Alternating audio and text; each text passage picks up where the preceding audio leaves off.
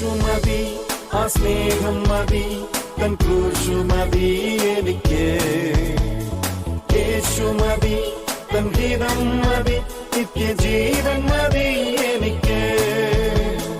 യേശു മതി, ആ സ്നേഹം മതി, തൻ ക്രൂശു മതി എനിക്ക്. യേശു മതി. ഞാൻ മൂന്നാമത് നിങ്ങളുടെ അടുത്ത് വരുമ്പോൾ നിങ്ങളെ ഇങ്ങനെ കാണല്ല, വ്യത്യസ്തരായി കാണണം, ദൈവത്തെ ഓർത്ത് എന്ന് പറഞ്ഞിട്ടാണ് അടുത്ത സഭയ്ക്ക് ലേഖനം എഴുതുന്നത്. നമുക്കറിയാം, ഇത് അതിൻ്റെ ക്രോണോളജിക്കൽ ഓർഡർ അല്ലെങ്കിൽ എഴുതിയ കാലഘട്ടത്തിൻ്റെ ഓർഡറിലല്ല, എങ്കിലും ആ വിഷയത്തിൻ്റെ ഓർഡറിലാണ് പരിശുദ്ധാത്മാവ് അതിനെ പ്ലേസ് ചെയ്തിരിക്കുന്നത്. അതിനായിട്ട് ദൈവത്തിന് സ്തോത്രം. നമ്മൾ ഓരോ ലേഖനം പഠിച്ചു പോകുമ്പോൾ നമുക്കറിയാം, അവസാനത്തെ യൂദ, 1 യോഹന്നാൻ, 2 യോഹന്നാൻ, 3 യോഹന്നാൻ ഒക്കെ തീ പോലുള്ള ലേഖനങ്ങളാണ്. യൂദ നമ്മളെ പൊരിച്ചു കളയും. ഒരു അധ്യായമേ ഉള്ളൂ, മതിയല്ലോ. അതിപരിശുദ്ധ വിശ്വാസവുമൊക്കെ നമ്മളെ ഒന്ന് ശോധന ചെയ്യുവാൻ, വെറും വിശ്വാസമല്ല, അതിപരിശുദ്ധ വിശ്വാസം. അത് കഴിഞ്ഞിട്ടാണ് വെളിപ്പാട് പുസ്തകത്തിലേക്ക് കടക്കുന്ന ന്യായവിധിയും, അത് കഴിഞ്ഞ് കർത്താവിൻ്റെ മണവാട്ടിയായി തീരുന്ന, അതിനുവേണ്ടിയാണ് നിങ്ങളെ ഒരുക്കുന്നത്. അപ്പം ആ മെസ്സേജിൻ്റെ കണ്ടിന്യൂറ്റി കറക്റ്റായിട്ട് കിട്ടുന്ന പാറ്റേണിൽ തന്നെയാണ് ദൈവത്തിൻ്റെ പരിശുദ്ധാത്മാവ് എഴുതിയിരിക്കുന്നത്. അടുത്ത ഗലാത്യ ലേഖനമാണല്ലോ ഈ ഗലാത്യർക്ക് എഴുതിയ ലേഖനം. അതിൻ്റെ എഴുതിയ കാലഘട്ടവും എവിടെ നിന്ന് എഴുതി എന്ന് ഈ ലേഖനത്തിൻ്റെ അകത്തുനിന്ന് എങ്ങും നമുക്ക് കിട്ടുന്നില്ല. പലരും പലതുമൊക്കെ പറയുന്നുണ്ട്, പക്ഷേ ബൈബിളിൻ്റെ അകത്ത് അതിനൊരു സെർട്ടനിറ്റി ഇല്ലാത്തതുകൊണ്ട് അതിനെപ്പറ്റി ഒന്നും ചിന്തിക്കേണ്ട. അതുകൊണ്ട് എഴുതുന്ന കാലഘട്ടം ഏതാ, എവിടെ നിന്ന് എഴുതി എന്ന് നമുക്കറിയത്തില്ല. പക്ഷേ ഇത് ഗലാത്യർക്ക് അല്ലെങ്കിൽ ഗൗളിഷ്, ഗലിക് എന്നൊക്കെയാണ് ഇംഗ്ലീഷ് ബൈബിൾ എഴുതിയിരിക്കുന്നത്. ഗലിക് എംപയർ അല്ലെങ്കിൽ ഗലിക് വാർ എന്നൊക്കെ നമുക്ക് ആ യുദ്ധത്തെയൊക്കെ അറിയാം. ഒരു ചെറിയ കാലഘട്ടത്തിൽ AD 260 തൊട്ട് AD 274 വരെ ഉണ്ടായിരുന്ന ഒരു ചെറിയ കാലഘട്ടത്തിൽ ഒരു എംപയർ അല്ലെങ്കിൽ ഒരു സാമ്രാജ്യമായിട്ട് വരെ നിലനിന്ന ഒരു ട്രൈബാണ്, ഒരു ഗൗളിഷ് ട്രൈബാണ്. നിങ്ങൾക്ക് ഈ പിള്ളേർക്കൊക്കെ, ഇപ്പോൾ ആർക്കും വായനയൊന്നുമില്ലല്ലോ, ഞങ്ങളുടെയൊക്കെ കാലഘട്ടത്തിൽ ഒത്തിരി അതൊക്കെ ഇൻഫോർമേറ്റീവ് വായനയാണ്, കഥകൾ പോലെ എഴുതിയിരിക്കുന്നെങ്കിൽ. അപ്പോൾ ഈ ആസ്ട്രിക്സ് ആൻഡ് ഒബ്ലിക്സ് ഒക്കെ ആരെങ്കിലുമൊക്കെ വായിച്ചിട്ടുണ്ടോ? എൻ്റെയൊക്കെ പ്രായക്കാരൊക്കെ അല്ലെങ്കിൽ അടുത്തുള്ള പ്രായക്കാരൊക്കെ മൂളുന്നുണ്ട്. അല്ല, ഈ ആസ്ട്രിക്സ് ആ ഒരു ഗൗളിഷാണ്. പുള്ളി അങ്ങനെ ഒരു കാർട്ടൂണാണ് കേട്ടോ. അതിൻ്റെ ഒരു സീരീസ് ഉണ്ട്, ഒരു 10. അപ്പം അന്നത്തെയൊക്കെ കഥകൾ അങ്ങനെയാണല്ലോ എഴുതുന്നത്. എന്തെങ്കിലുമൊക്കെ ഓരോ കൾച്ചർ നമ്മൾ അറിയുവാനും ആ കൾച്ചറിലുള്ള, അപ്പോൾ ആ ആസ്ട്രിക്സ് ഒക്കെ വായിച്ചിട്ടുള്ളവർക്ക് അറിയാം, നമ്മൾ ബർബേറിയൻ എന്നൊക്കെ പറയും, ബർബരന്മാരെന്നൊക്കെ പറയത്തില്ല, യുദ്ധക്കൊതി, എല്ലാത്തിനും ഓട്ടക്കാണ്. അവർക്ക് അവരുടെ സ്വന്തം ആയുധങ്ങളൊക്കെ ആ കാലഘട്ടത്തിൽ കല്ലുകൊണ്ടും തടി കൊണ്ടും ഒക്കെ ഉണ്ടാക്കി, അതിന് വില്ലന്മാരാണ് ഇവർ, ഗൗളിഷ് ട്രൈബ്. എല്ലാത്തിനും ഒടക്കരാണ്. ഒടക്കർ മാത്രമല്ല, പെരുവയറന്മാർ. നമുക്ക് ഈ അധ്യായത്തിൽ ഇവരുടെ ഒരു സ്വഭാവം നമുക്ക് മനസ്സിലായി. പെരുവയറന്മാർ, അവർക്ക് അവരുടെ കാര്യം, അവരുടെ വയറ് എന്ന് വെച്ചാൽ അവരുടെ ആഹാരം, വയറ് നിറയണം. ആ വയറ് നിറഞ്ഞാൽ പിന്നെ എന്തുവാ, അടി ഉണ്ടാക്കണം. പിന്നെ ഇടയ്ക്ക് ഒന്നിനും ഒരു സംതൃപ്തിയില്ല. നമുക്ക് ഈ ഗലാത്യർ പഠിക്കുമ്പോഴാണ് ഒന്നിനും ഒരു സംതൃപ്തിയില്ല. അതേ സമയത്ത് പെട്ടെന്ന് എന്ത് ചെയ്യും, മാറിപ്പോവും. ഗലാത്യ ലേഖനം 1-ാം അധ്യായം 3-ാം അധ്യായം ഒക്കെ വായിക്കുമ്പോൾ നമുക്ക് മനസ്സിലാവും, പെട്ടെന്ന് അവരെന്ത് ചെയ്യും, മാറിപ്പോവും. ഇത്ര പെട്ടെന്ന് നിങ്ങൾ മാറിപ്പോയോ? അതിന് അധികം സമയമൊന്നും വേണ്ട. നമ്മളിപ്പോൾ ഒരു 10, 20, 30 വർഷമൊക്കെ കഴിഞ്ഞ് കാഴ്ചപ്പാട് മാറിപ്പോകുന്ന പോലല്ല. ആ ബുദ്ധിയില്ലാത്ത ഗലാത്യരെ നിങ്ങൾ ഇത്ര പെട്ടെന്ന് മാറിപ്പോയ പൗലോസ് പറയുക. പൗലോസ് ലോകം മുഴുവൻ സഞ്ചരിക്കുന്ന എത്ര ട്രൈബ്സിനെയും, എത്ര പീപ്പിൾ ഗ്രൂപ്പിനെയും, കമ്മ്യൂണിറ്റിയും, എത്ര രാജ്യക്കാരെയും, ഓരോ രാജ്യക്കാർക്കും അതിൻ്റെ സ്വഭാവങ്ങൾക്ക് വ്യത്യാസമുണ്ട്, അതിൻ്റെ കൾച്ചറിന് കൾച്ചറാണ് അവരുടെ ഒരു പേഴ്സണാലിറ്റിയുടെ ഭാഗം. അപ്പോൾ ഇവരുടെ ഈ പേഴ്സണാലിറ്റിയിലുള്ള ഒരു പോരായ്മ അതിവരെ ആത്മീയമായിട്ടും ക്ഷീണിപ്പിക്കുന്നുണ്ട്. ഏതാണ്ട് ഇത് നമ്മൾ പഠിച്ചപ്പോൾ നമ്മുടെ ഇന്ത്യൻസിനെ പോലൊക്കെയാണ് എനിക്ക് തോന്നിച്ചത്. കാര്യം ഒന്നിനും ഒരു തൃപ്തിയില്ല, എല്ലാത്തിനും ഒരു പുതിയത് വേണം. ഇവിടെ നിന്ന് ഞാൻ ആ പഴയ ക്രൂശിൻ്റെ വചനം പറഞ്ഞാൽ നമ്മുടെ കൂട്ടായ്മയിലുള്ള ഒരു സ്തോത്രവും ഹല്ലേലൂയയും ഒക്കെ കിട്ടുന്നത്. പിന്നെ പാസ്റ്ററിനെ സന്തോഷിപ്പിക്കാനാണ് എന്തെങ്കിലും ഒരു സ്തോത്രമൊക്കെ പറയുന്നുണ്ട്. പക്ഷേ ഇവിടെ വെളിയിലോട്ട് നമുക്ക് പോകാനൊക്കെ ഇപ്പം വളരെ എളുപ്പമാണ്. കാര്യം വേറെ കൺവെൻഷൻ വേദിയിലൊന്നും പോയിരിക്കണ്ട, മുഴുവൻ ലൈവല്ലേ. എല്ലാ കൺവെൻഷനും ലൈവായിട്ട്, ഗൾഫിലുള്ള കൺവെൻഷൻ, യൂറോപ്പിലുള്ള കൺവെൻഷൻ, എല്ലാ രാജ്യങ്ങളിലുള്ള, കേരളത്തിലുള്ള എല്ലാ കൺവെൻഷനും ലൈവായിട്ട് ബ്രോഡ്കാസ്റ്റ് ചെയ്യുന്നുണ്ട്. ഇതൊക്കെ പ്രസംഗങ്ങൾ സ്ഥിരം കാണുന്നവരാണെങ്കിൽ യൂട്യൂബ് എടുക്കുമ്പോഴും നിങ്ങളുടെ ആ സെർച്ച് ഹിസ്റ്ററി അനുസരിച്ച് ഗൂഗിൾ ഇങ്ങനെ പൊക്കിക്കൊണ്ട് തരുമല്ലോ. അപ്പോൾ പ്രസംഗം, ആത്മീയ കാര്യങ്ങൾ കാണുന്നവർക്ക് എപ്പോഴും ആത്മീയ കാര്യങ്ങൾ കിട്ടിക്കൊണ്ടിരിക്കും. അപ്പോൾ എല്ലാ ലൈവും എല്ലാ മീറ്റിങ്സും ഒക്കെ ആണ്. അപ്പോൾ നിങ്ങളുടെ ജീവിതത്തിൽ ഞാനൊരു പുതിയത് ചെയ്യുന്നു എന്ന് അങ്ങോട്ട് ആലോചിച്ച് കഴിഞ്ഞാൽ ആമേൻ എന്നൊക്കെ പറഞ്ഞ് നിങ്ങളെല്ലാം കൂടെ അതിനെ അങ്ങ് പാസ്സാക്കും. ആമേൻ പറഞ്ഞ് പാസ്സാക്കും. ഇതൊക്കെയല്ലേ എല്ലാവർക്കും ഇഷ്ടം. ഇപ്പം പോകുന്നതിൽ നിന്ന് ഒരു പുതിയ വഴി, ഒരു പുതിയ മാർഗം, ഒരു പുതിയ പ്രസംഗം, ഒരു പുതിയ കാഴ്ചപ്പാട്, ഒരു പുതുമ, ഇതൊക്കെ ഗലാത്യരുടെ കൂട്ടി, ഗൗളിഷ് ആൾക്കാർ കൂട്ടി ഇന്ത്യൻസിനും വളരെ ഇഷ്ടമാണ്. എപ്പോഴും തേച്ചുകൊണ്ടിരിക്കുന്ന സോപ്പ് അതെല്ലാം അടുത്ത വർഷം വേറെ സോപ്പും വേറെ പെർഫ്യൂം വാങ്ങിക്കാൻ കാരണം. ചുരുക്കം ചിലരേ ഉള്ളൂ അത് തന്നെ പിന്നെ ഉപയോഗിക്കുന്നത്. അപ്പം നമുക്ക് ഈ കാഴ്ചപ്പാടിൻ്റെ കാര്യത്തിലും അറിയാതെ മലയാളികൾ എന്തായി പോവുക, പുതിയതിലേക്ക് പെട്ടെന്ന് അങ്ങ് മാറിപ്പോവും. പെട്ടെന്ന് വി ഗെറ്റ് ഡ്രിഫ്റ്റഡ് അവേ, അല്ലെങ്കിൽ തെന്നി അങ്ങ് മാറിപ്പോവും. അതുപോലൊക്കെ തന്നെയാണ് ഈ ഗലാത്യർ. പെട്ടെന്ന് അവർ മാറുന്നു. അത് വളരെ വേദനയോടുകൂടി അവരോട് പറഞ്ഞ ഒരു കാര്യമാണ് അവരുടെ ഒരു ആത്മീയ തണുപ്പ്. അത് മാത്രമല്ല, നമ്മുടെ കൂട്ടുകാരനെ ഈ ജാതികൾക്കെല്ലാം ഇന്ത്യൻ ഭാരതീയരുടെ കൂട്ടുകാരന് ഒത്തിരി ആചാരങ്ങളുണ്ട്. അപ്പോൾ ഈ പ്രവൃത്തിയാൽ നമ്മളിപ്പോൾ ഇവിടെയൊക്കെ ആൾക്കാർ ഈ എടപ്പള്ളി പള്ളിയിൽ തമിഴ്നാട്ടിൽ നിന്നും കർണാടകയിൽ നിന്നും ആന്ധ്രയിൽ നിന്നും ഒക്കെയാണ് വണ്ടികൾ കേരളത്തേക്കാൾ കൂടുതൽ വരുന്നത്. അവിടെ കാണാം വലിയ വലിയ ബസ്സസ് അവിടെ പാർക്ക് ചെയ്തേക്കുന്നത് കാണാം. ആ രജിസ്ട്രേഷൻ ഞാൻ ശ്രദ്ധിക്കാറുണ്ട്.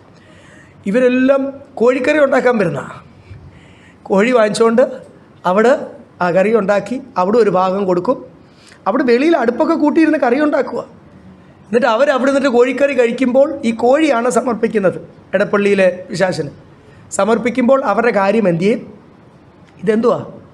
ഒരു പ്രവൃത്തി നടക്കുമ്പോൾ അവരുടെ കാര്യങ്ങൾക്ക് വിടുതൽ നടക്കുന്നു. ഒരു കോഴി വേറൊരിടത്ത് ചിലർ പറയും സ്വർണ്ണ പാമ്പും കൊണ്ടേ എല്ലാം പറയും.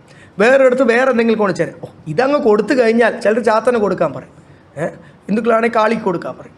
ഇതങ്ങ് കൊടുത്തു കഴിഞ്ഞ് കാര്യം എന്ത് ചെയ്തു? എളുപ്പം അങ്ങ് ആ കൈക്കൂലി കൊടുത്ത് കാര്യം സാധിക്കുന്ന പോലെ എളുപ്പം അങ്ങ് കാര്യം, നമ്മുടെ കാര്യവും സാധിച്ചു, നമുക്ക് പ്രൊട്ടക്ഷനും കിട്ടി.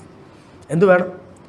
അപ്പോൾ ഇങ്ങനെ ഒരു കോൺസെപ്റ്റ് നമ്മുടെ ഇന്ത്യൻസിന് ഉള്ളതുകൊണ്ട് ഇവർക്കും ഈ ആചാരങ്ങൾ, പിന്നെ പഴയ നിയമം എന്തുവാ, ഈ ന്യായപ്രമാണം, അത് ഈ എല്ലായിടത്തും ഉണ്ടല്ലോ, ഇസ്രായേൽ മക്കൾ എല്ലായിടത്തും ഉണ്ടല്ലോ. അപ്പോൾ അവർ ക്ഷീണിക്കുമ്പോൾ അവരെപ്പോഴും എന്ത് പറയും? ഈ ന്യായപ്രമാണം എടുത്തുകൊണ്ട് വരും. നിങ്ങൾ പരിച്ഛേദന ഏറ്റാണോ?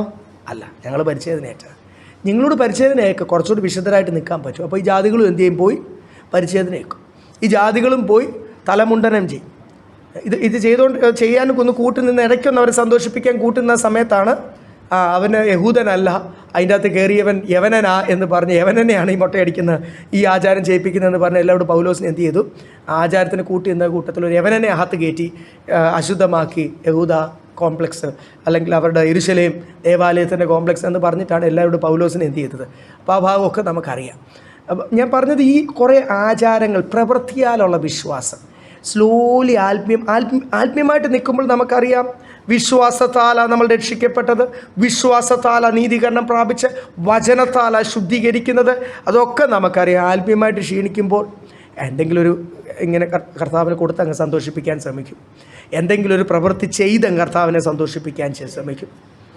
ഇതൊക്കെ നമ്മൾ ചെയ്യേണ്ട ഉത്തരവാദിത്തങ്ങൾ തന്നെയാണ്. അത് ഞാനും നിങ്ങളും എല്ലാം ദൈവം നമ്മളെ ഏൽപ്പിച്ച ഭാഗം ചെയ്താലേ പറ്റൂ. പക്ഷേ പ്രവൃത്തിയാൽ നീതീകരണമില്ല, പ്രവൃത്തിയാൽ രക്ഷയില്ല. കുറച്ച് ചാരിറ്റബിൾ വർക്ക് ചെയ്താൽ, അപ്പോക്രിഫ ഒരു വാക്യമുണ്ട്, അത് നിമിത്തമാണ് കത്തോലിക്ക സഭ അത് പഠിപ്പിക്കുന്നത്. ചാരിറ്റി ചെയ്താൽ, കാരുണ്യ പ്രവൃത്തി ചെയ്ത് നിങ്ങൾക്ക് നീതീകരണം പ്രാപിക്കാം. You will get salvation by giving alms എന്നാണ് അപ്പോക്രിഫയിലെ ബൈബിൾ ആ ഇംഗ്ലീഷ് വാക്യം. അപ്പം ധർമ്മം കൊടുത്തും കാരുണ്യ പ്രവൃത്തിയും ചെയ്ത് നിങ്ങൾക്ക് രക്ഷ നേടാം എന്ന അപ്പോക്രിഫയിൽ ഒരു വാക്യമുണ്ട്, ബൈബിളിൽ. അതുകൊണ്ടാണ് ആ സഭ അങ്ങനെ പഠിപ്പിക്കുകയും അവർ ഭയങ്കരമായിട്ട് ആ കാര്യത്തിൽ കോൺസെൻട്രേറ്റ് ചെയ്ത് മറന്നു പോകുന്നു. സാധാരണ വരെ കളിപ്പിക്കുകയോ അറിയാതെ പോകുന്നു. ശരിക്കുമുള്ള രക്ഷ പ്രാപിക്കുന്നത് അങ്ങനല്ല. ക്രിസ്തുവിൻ്റെ സ്നേഹമുള്ളവൻ ക്രിസ്തുവിൻ്റെ സ്നേഹം വെളിപ്പെടുത്തും. അത് ദൈവത്തിൻ്റെ പരിശുദ്ധാത്മാവ് പറയുന്ന പോലും നമ്മൾ ആ ശുശ്രൂഷ ചെയ്യും. അത് ഇടങ്കൈ കൊടുക്കുന്നത് വലങ്കൈ അറിയാതെ, അല്ലെ വലങ്കൈ കൊടുക്കുന്നത് ഇടങ്കൈ അറിയാതെ. അത് ആ ശുശ്രൂഷ, അത് ദൈവം ചെയ്യുന്ന, നമ്മളെ കൊണ്ട് ചെയ്യിപ്പിക്കുന്ന ശുശ്രൂഷ, പരിശുദ്ധാത്മാവിൽ ചെയ്യുന്നത്. അല്ലാതെ സ്തോത്രം ഒരു കാരുണ്യ പ്രവൃത്തിയും ദാനധർമ്മത്താൽ ആരും രക്ഷ. അപ്പോൾ ഇവർ ഗലാത്യ സഭ ക്ഷീണിച്ചപ്പോൾ അവരും എന്ത് ചെയ്തു? ചില കർമ്മ മാർഗങ്ങൾ, ചില ആചാരങ്ങൾ പോലെ അവരുടെ ഇടയ്ക്കും വന്ന് ആ പഴയതൊക്കെ കയറി വന്ന് പ്രവൃത്തിയാൽ നീതീകരണം പ്രാപിക്കാൻ ശ്രമിച്ചു. അപ്പോൾ അതിന് ശക്തമായിട്ട് അത് പറ്റത്തില്ല. പ്രവൃത്തിയാൽ എഫേസ്യ ലേഖനത്തിലും ഗലാത്യ ലേഖനത്തിലും രണ്ടും, അവിടെ അർത്തമീസ് ദേവി ആരാധിക്കുന്നു, ഇവിടെ വേറെ ഒരു കൂട്ടർ ജാതികളാണ്. ഞാൻ പറഞ്ഞല്ലോ, ഗൗളിഷ് എംപയർ എന്ന് പറഞ്ഞൊരു 14 വർഷം ഉണ്ടായിരുന്ന ഒരു ചെറിയ സാമ്രാജ്യം, 14 വർഷമേ വാണുള്ളൂ. കാരണം ഇവർക്ക് ഈ പെട്ടെന്നല്ലേ മാറ്റങ്ങൾ വരുന്നത്. ചിന്ത ഇപ്പുറത്തിരിക്കുമ്പോൾ അക്കരെ പച്ച. അപ്പോൾ ഇവരുടെ ആ രാജ്യങ്ങളെല്ലാം കൂടി ഇവരുടെ സ്വഭാവത്തിൻ്റെ വൈകല്യം തന്നെയാണ്. പക്ഷേ ഈ പേഴ്സണാലിറ്റിയിലുള്ള നമ്മുടെയൊക്കെ ഈ സ്വഭാവ വൈകല്യം, ഒരു തീരുമാനമെടുത്തു, അതിൽ നിലനിൽക്കുവാൻ കഴിയാത്ത അവസ്ഥ, പെട്ടെന്ന് എന്തെങ്കിലും കാണുമ്പോൾ അത് കൊള്ളാം, അത് നല്ലത്. അപ്പോൾ ഇങ്ങനെയൊക്കെ എൻ്റെയും നിങ്ങളുടെയൊക്കെ ജീവിതത്തിൽ ഇങ്ങനെ വല്ല വൈകല്യം ഉണ്ടെങ്കിൽ അത് നമ്മളെ ആത്മീയമായിട്ടും ക്ഷീണിപ്പിക്കും എന്നുള്ളൊരു പ്രധാന തെളിവാണ് ഈ ഗലാത്യരുടെ സ്വഭാവം, അവരുടെ ആ പേഴ്സണാലിറ്റി പ്രോബ്ലം, അവരുടെ ആ ഒരു സ്വഭാവത്തിലുള്ള ഒരു പ്രശ്നം. ആ ഒരു വ്യക്തിത്വ പ്രശ്നം, അതിലുള്ള സ്വഭാവം അവരെ ഭയങ്കരമായിട്ട് ഒരു തീരുമാനമെടുത്ത് അതിൽ നിലനിൽക്കുവാൻ, അതിന് ഈ ലോകത്തിൽ ഇനി ആര് വന്ന് എതിർത്ത് നിന്നാലും ഞാൻ എൻ്റെ കർത്താവിൻ്റെ സന്ധിയിൽ എടുത്തിരിക്കുന്ന തീരുമാനം, അതിന് ഇനി കോടികൾ നഷ്ടം വന്നാലും, അതിന് ലോകം മുഴുവനെ നിന്ദിച്ചാലും, ഗവൺമെൻറ്റിനെ പിടിച്ച് ജയിലിലിട്ടാലും, ഇത് ഞാൻ എൻ്റെ കർത്താവിനോട് പറഞ്ഞ വാക്കാ, അതിനൊരു മാറ്റവുമില്ല എന്ന് പറയുവാൻ ആത്മാവിലേ പറ്റത്തുള്ളൂ. പക്ഷേ കുറേയൊക്കെ നമ്മുടെ പേഴ്സണാലിറ്റി, അപ്പം നമ്മുടെ പേഴ്സണാലിറ്റി മാറി, നമ്മുടെ പാരമ്പര്യ പേഴ്സണാലിറ്റി മാറി ആരുടെ പേഴ്സണാലിറ്റി ആണ്? യേശുവിൻ്റെ പേഴ്സണാലിറ്റി ആണ്. കർത്താവിന് എങ്ങനെയാണ് ഉവ്വ് എന്നും അതിൻ്റെ ഇടയ്ക്കൊന്നുമില്ല. ഇവർ പെട്ടെന്നാണ് മാറിപ്പോയത്. മാറിപ്പോയത് എങ്ങോട്ടാണ്? സാധാരണയല്ലേ വലിച്ചുകൊണ്ട് പോയത്, ലോകത്തിലേക്കാണ് മാറിപ്പോയത്. നമുക്ക് ആ ഭാഗം ഒന്ന് ഡീറ്റെയിൽ ആയിട്ട് ചിന്തിക്കാം. ഒന്നാമത്തെ വാക്യം, അവനെ മനുഷ്യരുടെയിൽ നിന്ന് ഉയർപ്പിച്ച പിതാവായ ദൈവത്താലും അത്രേ അപ്പോസ്തലനായ പൗലോസും കൂടെയുള്ള സകല സഹോദരന്മാരും ഗലാത്യ സഭകൾക്ക് എഴുതുന്നു. ഇപ്പം കൊരിന്ത്യർ ഇങ്ങനെ പൗലോസിനെ ഇടയ്ക്കിടയ്ക്ക് കൊച്ചായിക്കൊണ്ടിരിക്കുക. ആരാണ് നിന്നെ ശുശ്രൂഷ ഏൽപ്പിച്ചത്? നിൻ്റെ കാര്യം നോക്കിയാൽ പോരെ. ഇവിടെ വന്നിട്ട് ഗലാത്യയിലെ സഭയെ പണിയാൻ പോകുന്നത് എന്തിനാ? അപ്പം ഇവിടെ വേറൊരു കാര്യം കൂടി രണ്ടാമത്തെ വാക്യത്തിൽ നമുക്കറിയാം. ഗലാത്യർക്ക് ഈ ഒരു ലേഖനത്തിൽ മാത്രമേ ഉള്ളൂ to the churches in Galatia എന്ന് എഴുതിയിരിക്കുന്നത്. ബാക്കി എല്ലായിടത്തും എഫേസ്യയിലെ സഭയ്ക്ക് എഴുതിയിരിക്കുക, കൊരിന്തിലെ സഭയ്ക്ക് എഴുതിയിരിക്കുക. കൊരിന്ത് വലിയ പട്ടണമാണ്, റോം അതിലും വലിയ പട്ടണമാണ്. ചക്രവർത്തി ഇരുന്ന് ഭരിക്കുന്ന ക്യാപിറ്റൽ സിറ്റിയാണ്. ഈ റോമൻ സാമ്രാജ്യത്തിന് ഭരിച്ച കാലത്ത് all the roads lead to Rome എന്ന് പറയാൻ കാരണം ഹൈവേസ് മുഴുവൻ പണിതിരിക്കുന്ന എങ്ങോട്ടാണ്? വ്യാപാരം മുഴുവൻ. അപ്പോൾ ഏറ്റവും പ്രധാന പട്ടണമാണ് റോം. അപ്പോൾ റോമിൽ എഴുതിയ സഭയ്ക്ക് എഴുതുമ്പോൾ, കൊരിന്തിൽ എഴുതിയ സഭയ്ക്ക് എഴുതുമ്പോൾ, എഫേസ്യയിൽ എഴുതിയ സഭയ്ക്ക് എഴുതുമ്പോൾ, ഗലാത്യർക്ക് മാത്രം അവിടെ എന്തോ എഴുതിയിരിക്കുന്നത്? ഗലാത്യയിലുള്ള സഭകൾക്ക്. ഞാൻ ഇന്നലെ ഈ കാര്യങ്ങൾ ചിന്തിക്കുമായിരുന്നു. പല കാരണമാകാം. അവിടെ ഒത്തിരി വിശ്വാസികൾ ഉണ്ടായത് ആകണം എന്നില്ല. ചിലപ്പം 10 വിശ്വാസി അടുത്ത 10 വിശ്വാസിയുമായിട്ട് ചേരാൻ പറ്റാത്തതുകൊണ്ടും, ഞാൻ പറഞ്ഞില്ല ഇവരുടെ ഈ സ്വഭാവ വൈകല്യം, ആ സ്വഭാവം കംപ്ലീറ്റ്ലി നമുക്ക് മനസ്സിലാവും. ഈ 6 അധ്യായം പഠിക്കുമ്പോൾ ഇവരുടെ സ്വഭാവം നമുക്ക് മനസ്സിലാവും. ഇവർ പെട്ടെന്ന് ഇവർ ഉത്സവങ്ങളിലേക്ക് വരെ തിരിഞ്ഞുപോയി, ഇവർ പെട്ടെന്ന് ഇവർ ആചാരങ്ങളിലേക്ക് തിരിഞ്ഞുപോയി. പെട്ടെന്ന് ക്രൂശിക്കപ്പെട്ട ക്രിസ്തുവിനെ ഇത്ര വ്യക്തമായിട്ട് പൗലോസ് വരച്ച് കാട്ടിയത് ഇവരുടെ മധ്യത്തിലൂടെ. എന്നിട്ട് നിങ്ങൾ ഇത്ര പെട്ടെന്ന് മാറിപ്പോയത് ആരാ? Who has hypnotised you, who has bewitched you എന്നൊക്കെയാണ് ചോദിക്കുന്നത്. ആരാ നിങ്ങളെ ശുദ്രം ചെയ്ത് മയക്കിയ പോലെ? നിങ്ങളെന്തോ നിങ്ങൾക്ക് തന്നെ സുബോധം മാറിപ്പോയി. നിങ്ങളിപ്പം പറയുന്നത് എന്തുവാ? അങ്ങനെ മാറിപ്പോയി. അപ്പം എന്തോ കൊണ്ടോ ഇവർക്ക് കൊച്ചു കൊച്ചു കൂട്ടങ്ങളായിട്ട് മാറി മാറി ആരാധിക്കുമായിരിക്കും. പല സഭകളുണ്ടായിരിക്കും. ചിലപ്പോൾ ഒത്തിരി വിശ്വാസികളുള്ളതുകൊണ്ട് പല സഭകളുണ്ടായിരിക്കും. എന്തുമായാലും ബൈബിൾ തെറ്റ് പറ്റത്തില്ല. പല ഭാഷകൾ നോക്കി അവിടെ എല്ലാം കറക്റ്റാണ്. To the churches in Galatia. ഈ ഒരു ലേഖനത്തിൽ മാത്രമേ ഉള്ളൂ ആ ഒരു കാലഘട്ടത്തിൽ ആദ്യത്തെ 30 വർഷം എല്ലാവരും ഒന്നിച്ചിരുന്ന് ആരാധിച്ചപ്പോൾ, കൂട്ടായ്മ വലുതായാലും ഒന്നിച്ച് ആരാധിച്ചപ്പോൾ. ഇവിടെ ഗലാത്യരിൽ എങ്ങനെ ഒത്തിരി ചർച്ചസ് ഉണ്ട്. ആ ചർച്ചസിനെല്ലാം കൂടി ചേർന്നാണ് എഴുതിയിരിക്കുന്ന. ഒന്നാമത്തെ വാക്യത്തിൽ പറയുന്ന പോലെ,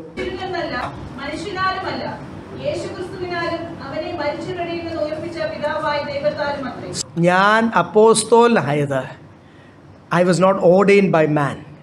മനുഷ്യനല്ല എന്നെ ഈ ശുശ്രൂഷ ഏൽപ്പിച്ചത്. താൻ വളരെ വ്യക്തമായിട്ട് പറയുന്നുണ്ട്. അപ്പോസ്തല പ്രവൃത്തിയിൽ താനത് പറയുന്നുണ്ട്. ആ വിളി ഒന്ന് വായിച്ച ആ വിളി കർത്താവ് വ്യക്തമായിട്ട് പറഞ്ഞ് 9-ാം അധ്യായം 15-16 അപ്പോസ്തല പ്രവൃത്തി ആക്ട്സ് 9:15-16.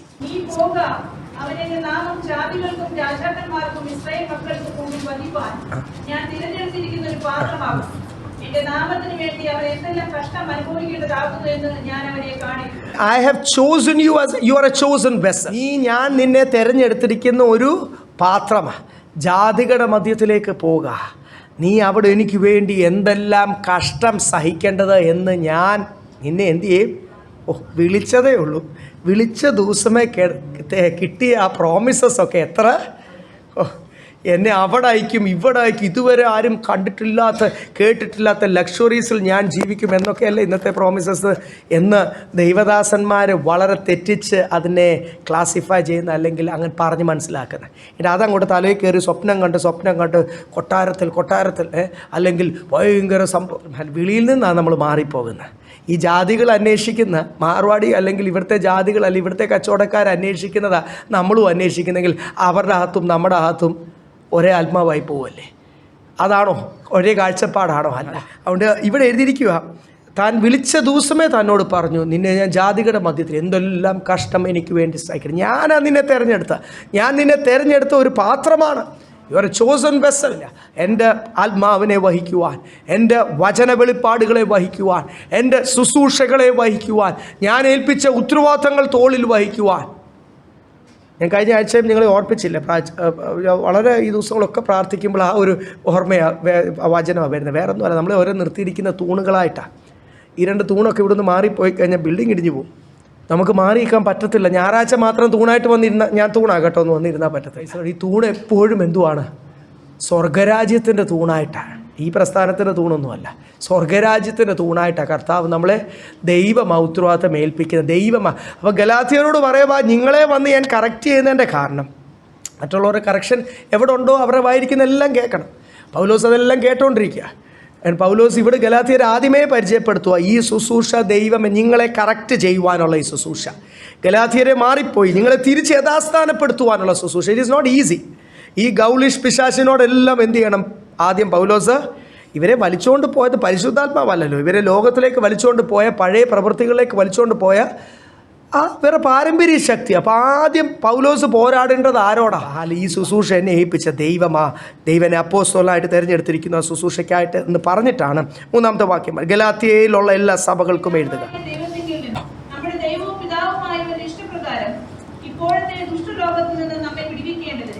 നമ്മുടെ പാപങ്ങൾ നിമിത്തം തന്നെത്താൻ ഏൽപ്പിച്ചു കൊടുത്തവനായി നമ്മുടെ കർത്താവായ യേശുക്രിസ്തുവിൽ നിന്ന് നിങ്ങൾക്ക് കൃപയും സമാധാനവും ഉണ്ടാകട്ടെ. 3-4 വാക്യങ്ങളിൽ പറയുക, കർത്താവ് തന്നെ കംപ്ലീറ്റ്ലി ഏൽപ്പിച്ചു കൊടുത്ത് ഈ ശപിക്കപ്പെട്ട മരണം, ഈ ക്രൂശ് മരണം, ഒരു പാപി മരിക്കേണ്ട മരണം, ഈ പാപമെല്ലാം ലോകഭാരം വഹിച്ചത് എന്തിനാണ്?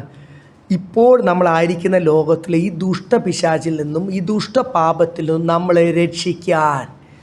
ഇപ്പോൾ നമ്മളായിരിക്കുന്ന ഈ പിശാചിൽ നിന്ന് നമ്മളോട് പോരാടും, നമ്മളെ ക്ഷീണിപ്പിക്കുവാൻ ശ്രമിക്കുന്ന ഈ ഗലാത്യരോട് പറയുക, നിങ്ങളെ ഇപ്പോൾ ക്ഷീണിപ്പിക്കാൻ ശ്രമിക്കുന്ന ഈ പിശാചിൽ നിന്ന് നിങ്ങളെ രക്ഷിക്കാനാണ് അന്ന് കർത്താവ് എന്ത് ചെയ്തത്? ക്രൂശിൽ വില കൊടുത്തത്. പൂർണ്ണ വില കൊടുത്തു. പകുതി വിലയല്ല കൊടുത്തത്. കർത്താവ് എന്ത് ചെയ്തു? പൂർണ്ണ വില കൊടുത്തു. നിങ്ങളുടെ മേൽ കൃപയും സമാധാനവും ഉണ്ടാകട്ടെ. കാര്യം ആദ്യമേ അങ്ങ് പറയുക, നിങ്ങളുടെ വ്യക്തിത്വത്തിലോട്ട് കയറി പിടിക്കുമ്പോൾ, പേഴ്സണാലിറ്റിയിലോട്ട് കയറി പിടിക്കുമ്പോൾ ആകെപ്പാട് നമുക്ക്, ഞാനൊക്കെ കൗൺസിൽ ചെയ്യുന്ന ആളല്ലേ, ഓരോരുത്തരുടെ ഓരോ കാര്യത്തിലോട്ട് കയറി പിടിക്കും. ഞാൻ ഇങ്ങനെ അങ്ങ് ഇരുന്നോളാം എന്നാണ് പറഞ്ഞത്, ഞാൻ ഇങ്ങനെ അങ്ങ് ആയിക്കോളാം, എനിക്കിത് മതി. അപ്പോൾ നമ്മൾ ചിലർ റിയാക്ട് ചെയ്യും, ചിലർ ചീത്ത വിളിക്കും. അടി ഇതുവരെയും കൊണ്ടിട്ടില്ല. അല്ലല്ല, RSSകാരെന്ന് BJPക്കാരെന്ന് കൊണ്ടിട്ടുണ്ട്, ഉടുപ്പൊക്കെ കയറിയിട്ടുണ്ട്, ഞങ്ങളൊക്കെ അതിന് ഒന്നുണ്ടായിരുന്നു. അല്ലല്ല, പക്ഷേ ദൈവമക്കളുടെ കയ്യിൽ നിന്ന് ഇതൊരു അടി കൊണ്ടിട്ട് തെറിയൊക്കെ വിളിച്ചിട്ടുണ്ട് ആൾക്ക്. ചിലരൊക്കെ വല്ലാതെ അവരുടെ ബോധത്തിലല്ല, സുബോധത്തിലല്ല, അവരെ കറക്റ്റ് ചെയ്യാൻ ശ്രമിച്ചപ്പോൾ നല്ല പച്ച തെറിയൊക്കെ വിളിച്ചിട്ടുണ്ട്. ഇവിടെ തന്നെ എറണാകുളത്ത് തന്നെ 3-4 പേരെ എൻ്റെ മനസ്സിൽ വരുന്നുണ്ട്. അതൊക്കെ നമ്മൾ കേൾക്കാൻ ബാധ്യസ്ഥരാണ്. അത് പിശാചാണ് നമ്മളെ തെറി വിളിക്കുന്നത്. അവരല്ല വിളിക്കുന്നത്. ആരാ വിളിക്കുന്നത്? പിശാചാണ് വിളിക്കുന്നത്. അതൊക്കെ ഇതിനകത്തുള്ളതാണ്. ശുശ്രൂഷയ്ക്ക് എത്തേണ്ട ആദ്യമേ അവരോട് പറയുക, നിങ്ങളെ കറക്റ്റ് ചെയ്യും, നിങ്ങളെ പണിയും. പരിശുദ്ധാത്മാവിനറിയാം എവിടെയൊക്കെ നിങ്ങളുടെ ജീവിതത്തിൽ കുറവുണ്ട്. നിങ്ങൾ ആ സമയത്ത് ഇളകാതിരിക്കാൻ, ഇങ്ങനെ റിബലാകാതിരിക്കാൻ നിങ്ങളുടെ മേൽ എന്തുണ്ട്? കൃപയും സമാധാനം. ആരുടെ കൃപയും സമാധാനമാണ്?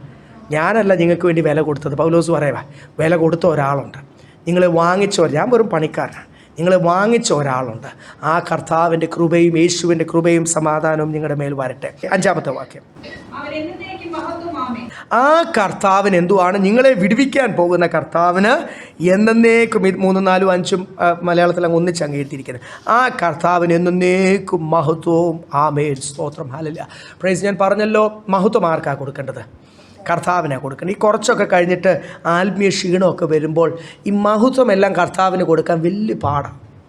നമുക്ക് എന്ത് അച്ചീവ്മെൻറ്റ്, നമ്മുടെ എന്ത് കാര്യം നമ്മുടെ ജീവിതത്തിൽ പ്രാപിച്ചാലും നമുക്കെന്തോ ആദ്യം പറയാൻ തോന്നുക, ഞാനത് ചെയ്തു, എനിക്ക് എല്ലാ എക്സ്പീരിയൻസ് ഉണ്ട് ആ കാര്യത്തിൽ, എന്ത് ചെയ്തു, നല്ല കഴിവുണ്ട്, ഞാൻ ഒത്തിരി ഈ ഫീൽഡിൽ ഒത്തിരി വർക്ക് ചെയ്തതാണ്, അതുകൊണ്ട് എന്ത് ചെയ്തു, എനിക്ക് അതിനുള്ള ധൈര്യമുണ്ട്, പലർക്കും പറ്റാത്ത കാര്യം ഞാനങ്ങ് ചെയ്തു, എൻ്റെ എക്സ്പീരിയൻസ്, അതിനുള്ള കപ്പാസിറ്റി എനിക്കുണ്ടെന്നേ എന്നൊക്കെ പറഞ്ഞ് ഞാൻ ചെയ്തു.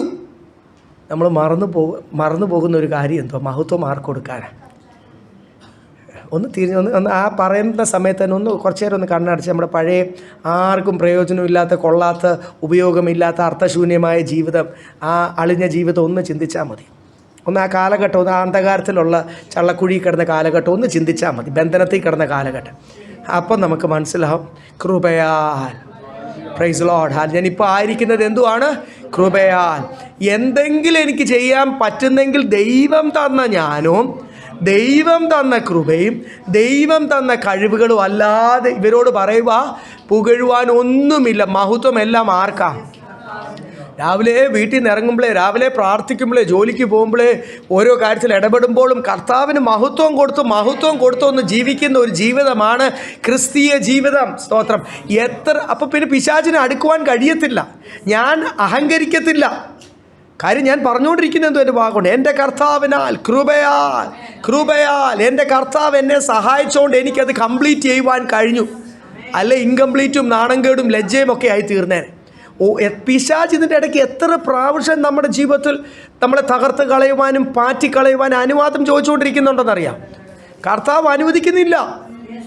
അപ്പോൾ ദൈവത്തിൻ്റെ പ്രൊട്ടക്ഷനുണ്ട്. ദൈവം വേലി ചുറ്റി നമുക്ക് വേണ്ട കാര്യങ്ങളൊക്കെ പ്രൊവൈഡ് ചെയ്ത് കർത്താവ് ഇതൊന്നും നമ്മൾ കാണുന്നില്ല. കാരണം നമ്മുടെ പുറയിലുള്ള കർത്താവിൻ്റെ ബലമുള്ള കരം, ഹിഡൻ ഹാൻഡ്സ് നമ്മൾ എന്ത് ചെയ്യുന്നില്ല, കാണുന്നില്ല.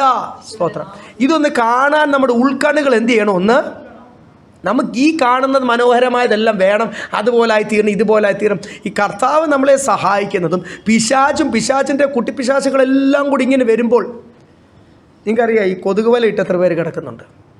ഞങ്ങളും കൊതുക് വല ഇട്ട്, വേറെ ഒന്നുമല്ല, നമ്മൾ ഈ നാട്ടിൽ നിന്നൊക്കെ വന്നുകൊണ്ട് നമുക്ക് ഈ ഇവിടെ ചിലരൊക്കെ ചെയ്യുന്ന പോലെ ചിലരിങ്ങനാണ്, ആരെങ്കിലും വന്നു കഴിഞ്ഞാൽ കഥ അങ്ങോട്ട് പെട്ടെന്ന് കയറാത്ത ടോ എന്ന് പറഞ്ഞ് അടയ്ക്കും.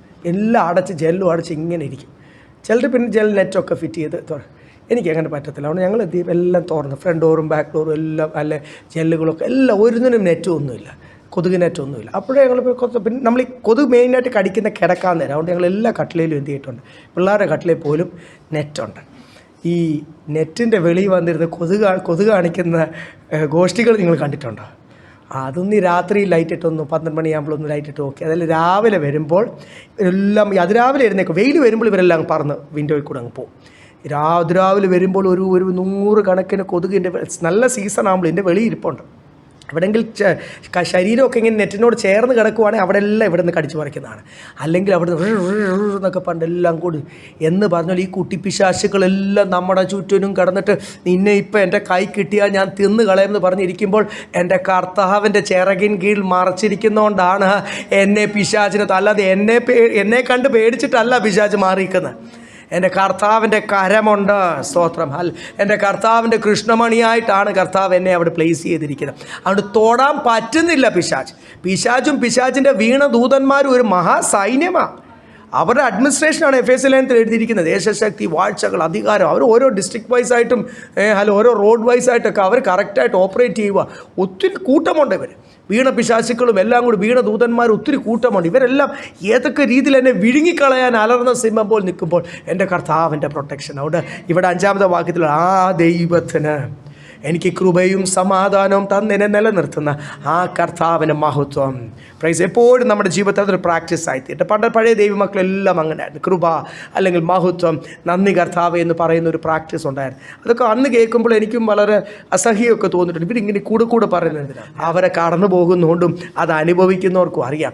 അവരതിൻ്റെ സത്യം മനസ്സിലാക്കി അവരുടെ ഉൾക്കണ്ണുകളെ കർത്താവ് പ്രകാശിപ്പിച്ചു. ഇപ്പോൾ നമ്മുടെ ഉൾക്കണ്ണുകളെ കർത്താവ് പ്രകാശിപ്പിച്ചുകൊണ്ട് ദൈവത്തിൻ്റെ നമ്മുടെ ജീവിതത്തിൽ നമ്മൾ അറിയാതെ നടക്കുന്ന ദൈവത്തിൻ്റെ പരിപാടിയും പ്രൊട്ടക്ഷനും ദൈവത്തിൻ്റെ കരുതലും ഒന്ന് കാണുവാൻ, മനസ്സിലാക്കുവാൻ, ദൈവത്തിന് മഹത്വം കൊടുക്കുവാൻ ഈ ഗലാത്യരോട് പറയുക. മഹത്വം ആർക്കാണ്? ആത്മീയമായിട്ട് ക്ഷീണിക്കുമ്പോൾ കർത്താവിന് മഹത്വം കൊടുക്കുന്നത് വരെ എന്ത് ചെയ്തു? കുറഞ്ഞു പോയി. 6-ാമത്തെ വാക്യം.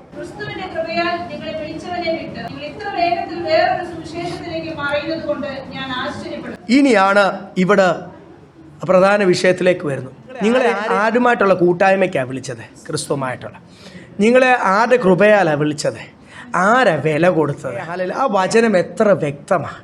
ഇന്ന് ഈ ക്രൂശിൻ്റെ വചനം അക്സെപ്റ്റഡ് അല്ല. ഈ ക്രൂശിൻ്റെ വചനം ഞാൻ ഇന്ന് ചിന്തിക്കുമായിരുന്നു. നമ്മളിന്ന് പാടിയ പാട്ട്, അവിടെ ശരിക്കും ആ പാട്ടുകാരൻ എഴുതിയത് എങ്ങനെയാണെന്നറിയാം?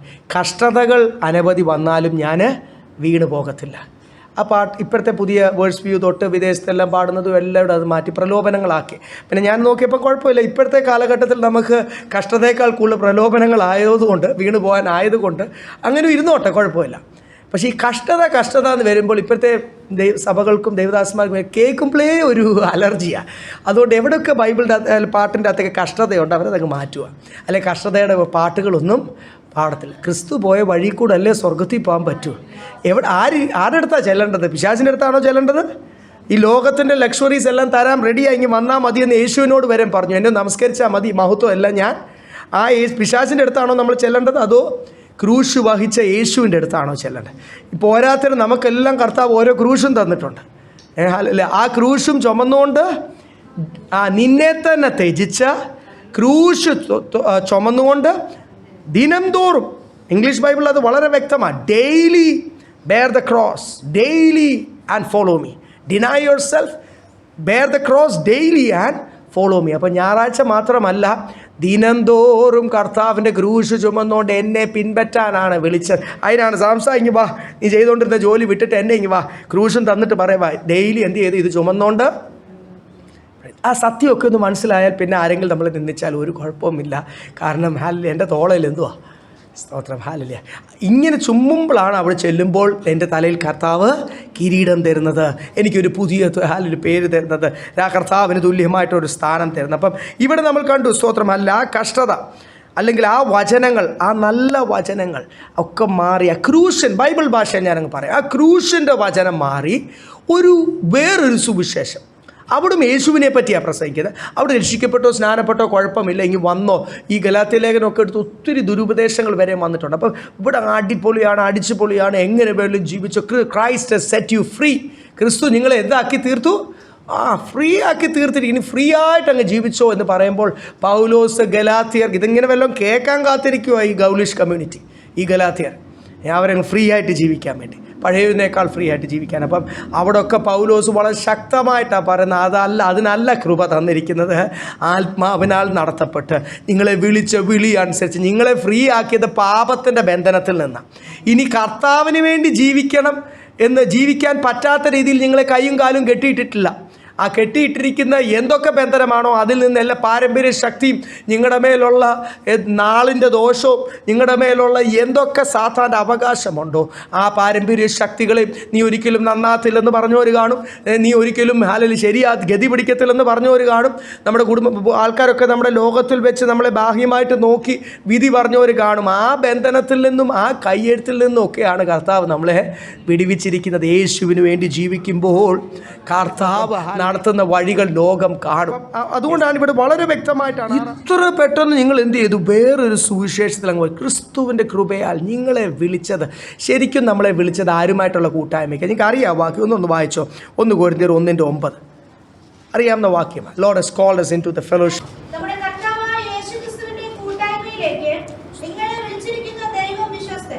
നിങ്ങളെ വിളിച്ചത് യേശുവുമായിട്ടുള്ള കൂട്ടായ്മയ്ക്കാണ്. നിങ്ങളെ വിളിച്ച ആരുമായിട്ടുള്ള കൂട്ടായ്മയ്ക്കാണ്? ക്രിസ്തുവുമായിട്ടുള്ള കൂട്ടായ്മയ്ക്കാണ് നിങ്ങളെ വിളിച്ച്. ഇപ്പം ആരുമായിട്ടാണ് കൂട്ടായ്മ? ക്രിസ്തുവിനോടുള്ള കൂട്ടായ്മയേക്കാൾ ഇപ്പം ലോകവുമായിട്ട് അറിയാതെ ഫെലോഷിപ്പ്. ലോകം എന്നെ മാനിക്കണം, ലോകം എന്നെ അക്നോളജ് ചെയ്യണം, ലോകമനുഷ്യർ എന്തു പറയും എന്നെപ്പറ്റി. ആ കാഴ്ചപ്പാട് മാറിപ്പോകുമ്പോൾ ഉണ്ടാകുന്ന ചിന്തകളുടെ മാറ്റം കണ്ടില്ലേ? സ്വർഗമൊക്കെ മാറിയിട്ട് ലോകത്തിൽ എനിക്ക് സെറ്റിൽഡായി തീരണം, ലോകത്തിൽ എല്ലാം നന്നായി തീരണം.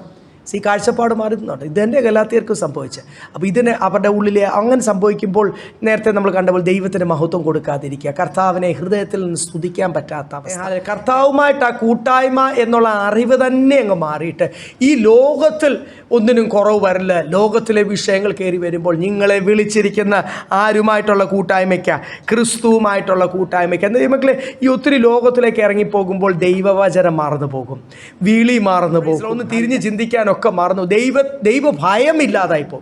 എന്തോ സംഭവിക്കുന്നത്? കർത്താവ് എന്നെ അങ്ങ് സൃഷ്ടിച്ചോട്ടെ എന്നൊക്കെ ചിലപ്പോൾ ആൾക്കാർ പറയുന്നത് കേട്ടുണ്ട് അവർ അഹങ്കാരത്തിൽ. കർത്താവിൻ്റെ അടി കൊള്ളാൻ പോട്ട്, കർത്താവ് ഒന്ന് നോക്കിയാൽ നമ്മൾ എന്തായി തീരും? ദഹിച്ചു പോകും. കർത്താവ് ഒന്ന് കൽപ്പിച്ചാൽ പിന്നെ ഒരു പിശാചും വിചാരിച്ചാൽ നിൻ്റെ ജീവിതത്തിൽ ഒരു ഭൗമിക അനുഗ്രഹം അല്ലെങ്കിൽ ഒരു വഴിയും തുറക്കത്തില്ല. അതുപോലെ നിന്നെ പൂട്ടും. അറിയാം, കർത്താവിനെ ശരിക്കും നമുക്ക് അറിയാത്തത് കൊണ്ടാണ്. അപ്പോൾ നമ്മളൊക്കെ ആടം സന്ധിയിൽ, ഞാനും എൻ്റെ അഹങ്കാരത്തിൽ വല്ലതും എൻ്റെ ജഡം തോന്നിക്കുക, കുഴപ്പമൊന്നുമില്ല, എനിക്ക് പിന്നെ ക്ഷമ ചോദിച്ചപ്പോൾ ഈ ദൈവഭയം പോലും നമ്മൾ ദൈവസന്ധിയിൽ നിന്ന് മാറിപ്പോകുമ്പോൾ സാത്താൻ നമ്മുടെ ഉള്ളിൽ നിന്ന് എന്ത് ചെയ്യും? ഗലാത്യർക്ക് അതാ പറ്റിയത്. ദൈവഭയം പോയി. അവരവരുടെ പഴയതിലേക്ക്, പഴയ ആചാരങ്ങൾ, പഴയ ഫെസ്റ്റിവൽസ്, ഉത്സവങ്ങൾ, ദിവസങ്ങൾ ആചരിക്കല്ല എന്നൊക്കെ പറയുമാറ്. അപ്പോൾ ഇവർ എത്രത്തോളം മാറിപ്പോയി.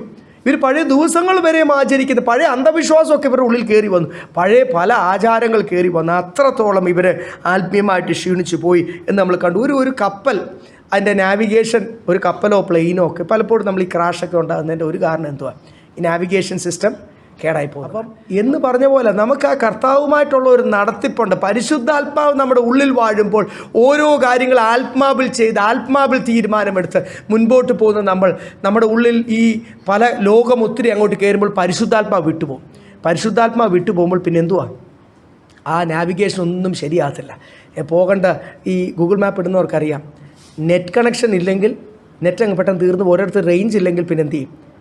അങ്ങനെ പറ്റിയിട്ടുണ്ട് പലപ്പോഴും. വലത്തോട്ട് തിരേണ്ട ഒരു ഇടത്തോട്ട് അതിനിഷ്ടമുള്ള എന്തെങ്കിലുമൊക്കെ പറയാം. അതിൻ്റെ പഴയ വല്ല ഓഫ്ലൈൻ മാപ്പ് വല്ലതും സേവ്ഡായിട്ട് കിടപ്പുണ്ട്, അതൊക്കെ പറഞ്ഞ് നമ്മളെ ആകപ്പാട് വഴി തെറ്റിച്ച് കളയാം. അപ്പോൾ കർത്താവുമായിട്ടുള്ള കണക്ഷൻ പോയതുകൊണ്ടാണ് ഇവിടെ ഗലാത്യർ എന്ത് ചെയ്തത്?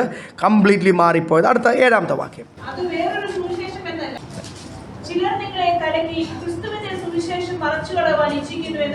വെളിയിൽ നിന്ന് ഒരാൾ വന്നതല്ല, ഗലാത്യരെ കലക്കാൻ ഇന്ത്യയിൽ നിന്ന് ഒരാൾ വന്നതല്ല, അമേരിക്കയിൽ നിന്ന് ഒരാൾ വന്നതല്ല, നിങ്ങളുടെ ഇടയ്ക്ക് തന്നെ ചിലർ എന്ത് ചെയ്യുന്നു?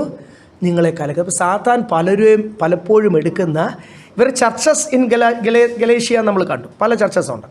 ഇവിടുത്തെ ദൈവദാസന്മാരെ, ഇവിടുത്തെ സുവിശേഷകരെ, ഇവരെ വചനം പഠിപ്പിക്കുന്നവരൊക്കെയാണ് ആര് കൈക്കലെടുത്തിരിക്കുന്നത്? സാത്താൻ. 2 കാര്യങ്ങളാണ്. ഒന്ന്, ഇവരെ ദുരുപദേശത്തിലേക്ക് നയിക്കാൻ. മറ്റൊരു സുവിശേഷം കണ്ടു കഴിഞ്ഞാൽ ഒരുപോലെ വലിയ പാടാണിപ്പം കണ്ടുപിടിക്കാൻ. ഇത് വണ്ടി ഫീൽഡിലുള്ളവർക്കറിയാം.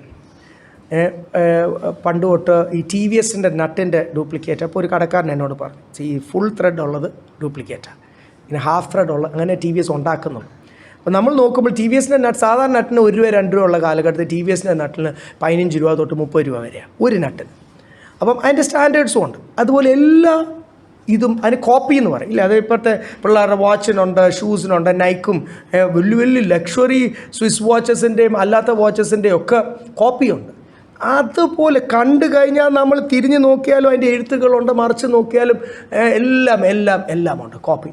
അപ്പോൾ ഇവിടെ എന്തോ ബൈബിൾ എഴുതിക്കുന്നത് ശരിക്കുള്ള സുവിശേഷത്തിൻ്റെ ഒരു കോപ്പി. ഈ സുവിശേഷത്തിൽ വിശ്വാസത്താലാണ് നീ നീതീകരണം പ്രാപിക്കുന്നത്. ഇവിടെ ക്രൂശിൻ്റെ വചനമാണ്. ഈ കോപ്പിയിൽ എന്തുവാ? പ്രവൃത്തിയാലും നീതീകരണം പ്രാപിക്കാം. കർത്താവ് നീ രക്ഷിക്കപ്പെട്ട് സ്നാനപ്പെട്ടില്ല, സ്വർഗം ഉറപ്പാണ്. എങ്ങനെ വേണമെങ്കിലും ജീവിച്ചാൽ അവസാനം നിൻ്റെ കുറവൊക്കെ ക്ഷമിച്ച് കർത്താവ് എന്ത് ചെയ്യും? അങ്ങ് ഒന്ന് പൊടിയൊക്കെ തട്ടി കഴുകുകയൊക്കെ ചെയ്ത് കർത്താവ് നിന്നെ അങ്ങ് സ്വർഗത്തിൽ കൊണ്ടുപോകും. അപ്പോൾ ഒരു ലിബറൽ ടീച്ചിങ്ങും എങ്ങനെ വേണേലും ആകാമെന്നൊരു ടീച്ചിങ്ങും അല്ല. നീ വചനത്തിൽ നിന്ന് ഇടത്തോട്ടോ വലത്തോട്ടോ മാറിയാൽ നിൻ്റെ നിത്യത നഷ്ടപ്പെടും. നീ 50 അല്ല 60 അല്ല 80 വർഷം നീ കർത്താവിനെ സേവിച്ച ഒരു അപ്പോസ്തലനാണെങ്കിൽ പോലും അവസാന നിമിഷം നീ ആത്മാവിൽ തുടങ്ങി നീ ജഡത്തിൽ അവസാനിച്ചാൽ, നീ മാറിപ്പോയാൽ നിൻ്റെ നിത്യത നഷ്ടപ്പെടും എന്നുള്ള ഒരു വിട്ടുവീഴ്ചയും കൂടാതെ, ഒരു കോംപ്രമൈസും ഇല്ലാതെ അത് കേൾക്കുമ്പോഴേ നമുക്ക് അങ്ങ് അകപ്പാട് പിരിമുറുക്കും അല്ലേ? ഏതാണ് വളരെ അക്സെപ്റ്റബിൾ, ഏതാണ് എങ്ങനെ വേണേലും ആകാം? ഞാനതെങ്ങനെ കൂടെ പ്രസംഗിച്ച് കഴിഞ്ഞാൽ സ്റ്റേഡിയം മുഴുവൻ നിറയും, കൊച്ചി മുഴുവൻ എങ്ങനെ വേണേലും യേശുവിൽ കൂടെ രക്ഷ. യേശു നിങ്ങളെ സൗഖ്യമാകും. യേശു സമാധാനം തരും. ആർക്കാണ് സമാധാനം സന്തോഷം വേണ്ടാത്ത? ആർക്കാണ് ഭൗമ അനുഗ്രഹം വേണ്ടാത്ത? എല്ലാവരും ഇങ്ങോട്ട് വരുന്നേ. പക്ഷേ ശരിക്കുള്ള വചനം പറഞ്ഞാലോ, ഇവിടെ ഇരിക്കുന്നവരും ചിലരും വേണം എന്ത് ചെയ്യണം. പക്ഷേ നിങ്ങളെല്ലാവരും എനിക്കറിയാം, ഈ ഉന്നത വിളിയാൽ വിളിച്ചിരിക്കുന്നതുകൊണ്ടാണ് നിങ്ങൾ ഇപ്പോഴും ഇവിടെ ഇരിക്കുന്നത്. അതിനായിട്ട് ദൈവത്തിന് സ്തോത്രം. അല്ല, നമ്മളെല്ലാം കർത്താവ് ആത്മാവിലാണ് തുടങ്ങിയത്, അവസാനം വരെ എന്ത് ചെയ്യണം. അപ്പോൾ ഇവിടെ എഴുതിയേക്കുന്ന ഇത് മറ്റൊരു സുവിശേഷം എന്നല്ല, 2 കാര്യങ്ങൾ. ഒന്ന്, നിങ്ങളെ തെറ്റിച്ച് കളയുന്ന ഒരു പാരലൽ ഗോസ്പൽ, ഒരു ശരിക്കുള്ള സുവിശേഷം പോലെ മറ്റൊരു സുവിശേഷം. ഇത് സാത്താൻ്റെ ഒരു വെളിച്ചദൂതനെ പോലെ അതുകൊണ്ടാണ് അടുത്തൊരു ദൂതനെ പറ്റി ഇവിടെ 8ാമത്തെ വാക്യം തൊട്ട് പറയുന്നത്. എന്ന് വെച്ചാൽ ഒരു ദൂതൻ വന്ന് നിങ്ങളോട് പറഞ്ഞാൽ പോലെ അപ്പോൾ വേറൊരു സുവിശേഷം. ഇതാണ് കുറച്ചുകൂടി ലോകത്തിൽ അക്സെപ്റ്റഡ് ആയിട്ടുള്ളൊരു സുവിശേഷം. പിന്നെ അടുത്ത ഇവിടെ എഴുതിയേക്കുന്നത്, നിങ്ങളെ ചിലർ എന്ത് ചെയ്തു? വന്നിട്ട് അങ്ങോട്ട് കലക്കി കളയും. എല്ലാം സന്തോഷമായിട്ടിരുന്നാൽ, നിങ്ങൾക്കറിയാവുന്ന ഒരു കാര്യം, ഞാൻ കഴിയുന്നത്ര സഹോദരന്മാരോട് പറഞ്ഞു, നിങ്ങളുടെ സമാധാനം കെട്ടുന്ന എന്തെങ്കിലും അനുഭവം ഉണ്ടെങ്കിൽ അതങ്ങോട്ട് തൽക്കാലം മാറ്റി വെക്കും. എനിക്ക് ഒരാഴ്ച സമാധാനം ഇല്ലെങ്കിൽ, സന്തോഷമില്ല, എൻ്റെ കുടുംബത്തിലായിക്കോട്ടെ, എൻ്റെ ജോലിയിലായിക്കോട്ടെ, എവിടെയെങ്കിലുമൊക്കെ പ്രശ്നങ്ങൾ ആണെങ്കിൽ എനിക്ക് പ്രാർത്ഥിക്കാൻ തോന്നത്തില്ല. ഒരു സന്തോഷവും സമാധാനവും ഒക്കെ ഉണ്ടെങ്കിൽ എനിക്ക് കർത്താവിൻ്റെ സന്നിധിയിൽ ഒന്ന് സന്തോഷിക്കുവാനോ ഒന്ന് ഇരിക്കുവാനോ ഇരിക്കാനൊരു സാവകാശം തന്നെ കിട്ടത്തുള്ളൂ, ഒന്ന് പ്രാർത്ഥിക്കാനൊക്കെ പറ്റത്തുള്ളൂ. സാത്താൻ പലപ്പോഴും ചെയ്യുന്ന എന്തുവാ? കലക്കമുണ്ടാക്കും, കലഹമുണ്ടാക്കും, ഇളക്കിക്കളയും. നമ്മൾ ക്ലിയറായിട്ട് ഈ മീൻ പിടിക്കുന്നവർക്കൊക്കെ അറിയാമല്ലോ, ക്ലിയറായിട്ട് നമ്മൾ കണ്ടാലേ നമുക്ക് താഴെ കാര്യങ്ങൾ കാണാൻ പറ്റില്ല. അതൊന്ന് കലക്കി കളഞ്ഞാൽ പിന്നെ എന്ത് ചെയ്യത്തുള്ളൂ? അടിയിൽ നിന്നൊന്നും നമുക്ക് എങ്ങോട്ടാണ് പോകുന്നത്, ഞാൻ എന്ത് തീരുമാനമാണ് എടുക്കുന്നത്, എൻ്റെ പോക്ക് എങ്ങോട്ടാന്ന് പോലും മനസ്സിലാക്കാത്ത രീതിയിൽ നമ്മുടെ എന്ത് ചെയ്യും? കലക്കി കളയുന്ന അവസ്ഥ. അപ്പം അതൊക്കെ സാധാരണ സ്ഥിരം നമ്പറുകൾ. അപ്പോൾ ഇവിടെ അതുകൊണ്ടാണ് എഴുതിയിരിക്കുന്ന നിങ്ങൾ കലക്കി കളയുവാൻ. ലൂക്കോസിൻ്റെ സുവിശേഷം 17-ാം അധ്യായം എടുക്കണ്ട, അവിടെ എഴുതിയിരിക്കുന്ന ഒരു സഹോദരൻ സഭയിലും അല്ലെങ്കിൽ വേറൊരു സഹോദരൻ ഒരു ഇടർച്ച ഉണ്ടായാൽ അവൻ എന്ത് ചെയ്യാനാ പറഞ്ഞ? തലയിൽ കഴുത്തേലൊരു ഈ അരകല്ലിൻ്റെ, നിങ്ങൾക്കറിയാവുന്ന ഈ അമ്മിക്കല്ലേ ഉള്ളൂ. ഈ നമുക്ക് അറിയാവുന്ന കല്ലിനേക്കാൾ വലിയ കല്ലാണ് ഈ ചക്കിൻ്റെ കല്ല്.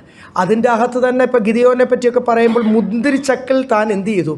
താൻ ധാന്യങ്ങളും ആട്ടി. അപ്പോൾ ധാന്യങ്ങളും ഗ്രൈൻഡ് ചെയ്യാൻ പറ്റുന്ന, മുന്തിരിയും ഗ്രൈൻഡ് ചെയ്യാൻ പറ്റുന്ന വലിയ കല്ല്. ആ കല്ലെന്നൊക്കെ പറഞ്ഞാൽ അത് ഒരു മനുഷ്യന് തന്നെ പൊക്കാൻ പറ്റാത്ത അതുപോലൊരു മിൽ സ്റ്റോൺ എന്നാണ് ഇംഗ്ലീഷ് ബൈബിളിൽ എത്തിക്കുന്നത്. Mill stone. അപ്പോൾ എത്ര കിലോ, എത്ര കിൻഡൽ ധാന്യം ഇട്ടാലും അത് അരയ്ക്കുന്ന വലിയ മില്ലിലെ കല്ല്. അതുപോലൊരു കല്ലെടുത്ത് ഈ ഇടർച്ച ഉണ്ടാക്കുന്നവൻ്റെ കഴുത്തേലോട്ട് അങ്ങോട്ട് കെട്ടിയിട്ട് അവനെ എവിടെ താത്താൻ എഴുതിയേക്കുന്നത്? ഇത്രയും കഠിനമായ ഭാഷ ബൈബിളിൻ്റെ അകത്ത് എഴുതിയേക്കുന്നത്. അവനെ കടലിൽ താത്താൻ. നമുക്കറിയാം, ഏത് മനുഷ്യനെയും കടലിൽ താത്തിക്കഴിഞ്ഞാൽ ചത്തുപോയി കഴിഞ്ഞാൽ ശവം പൊങ്ങും.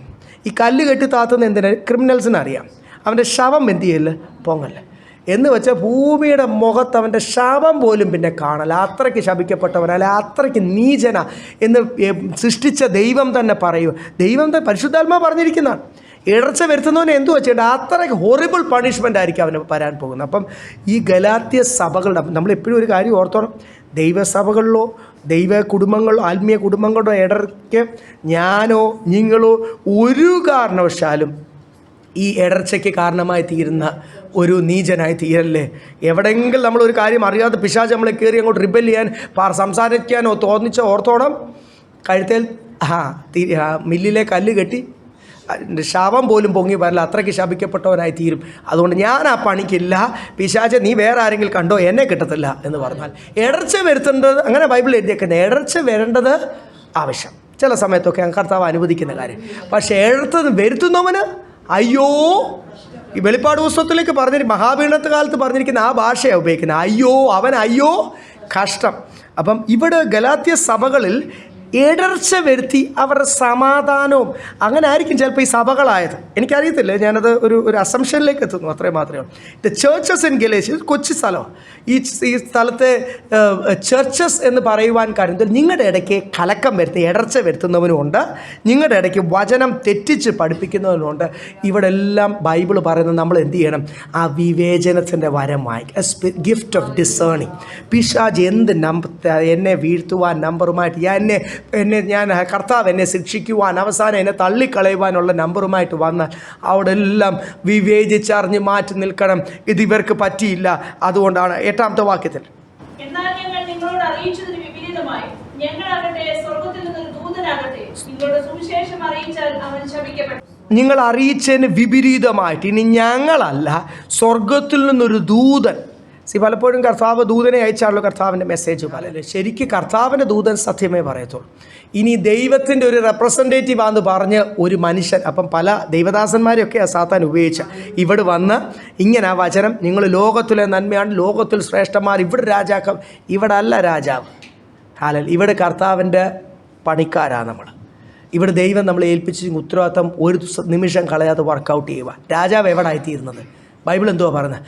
അവിടെ കർത്താവിനോടുകൂടി രാജാക്കന്മാരായിട്ടും പുരോഹിതന്മാരായിട്ടും വാഴും. എൻ്റെ യേശു ഇവിടെ രാജാവായില്ലല്ലോ.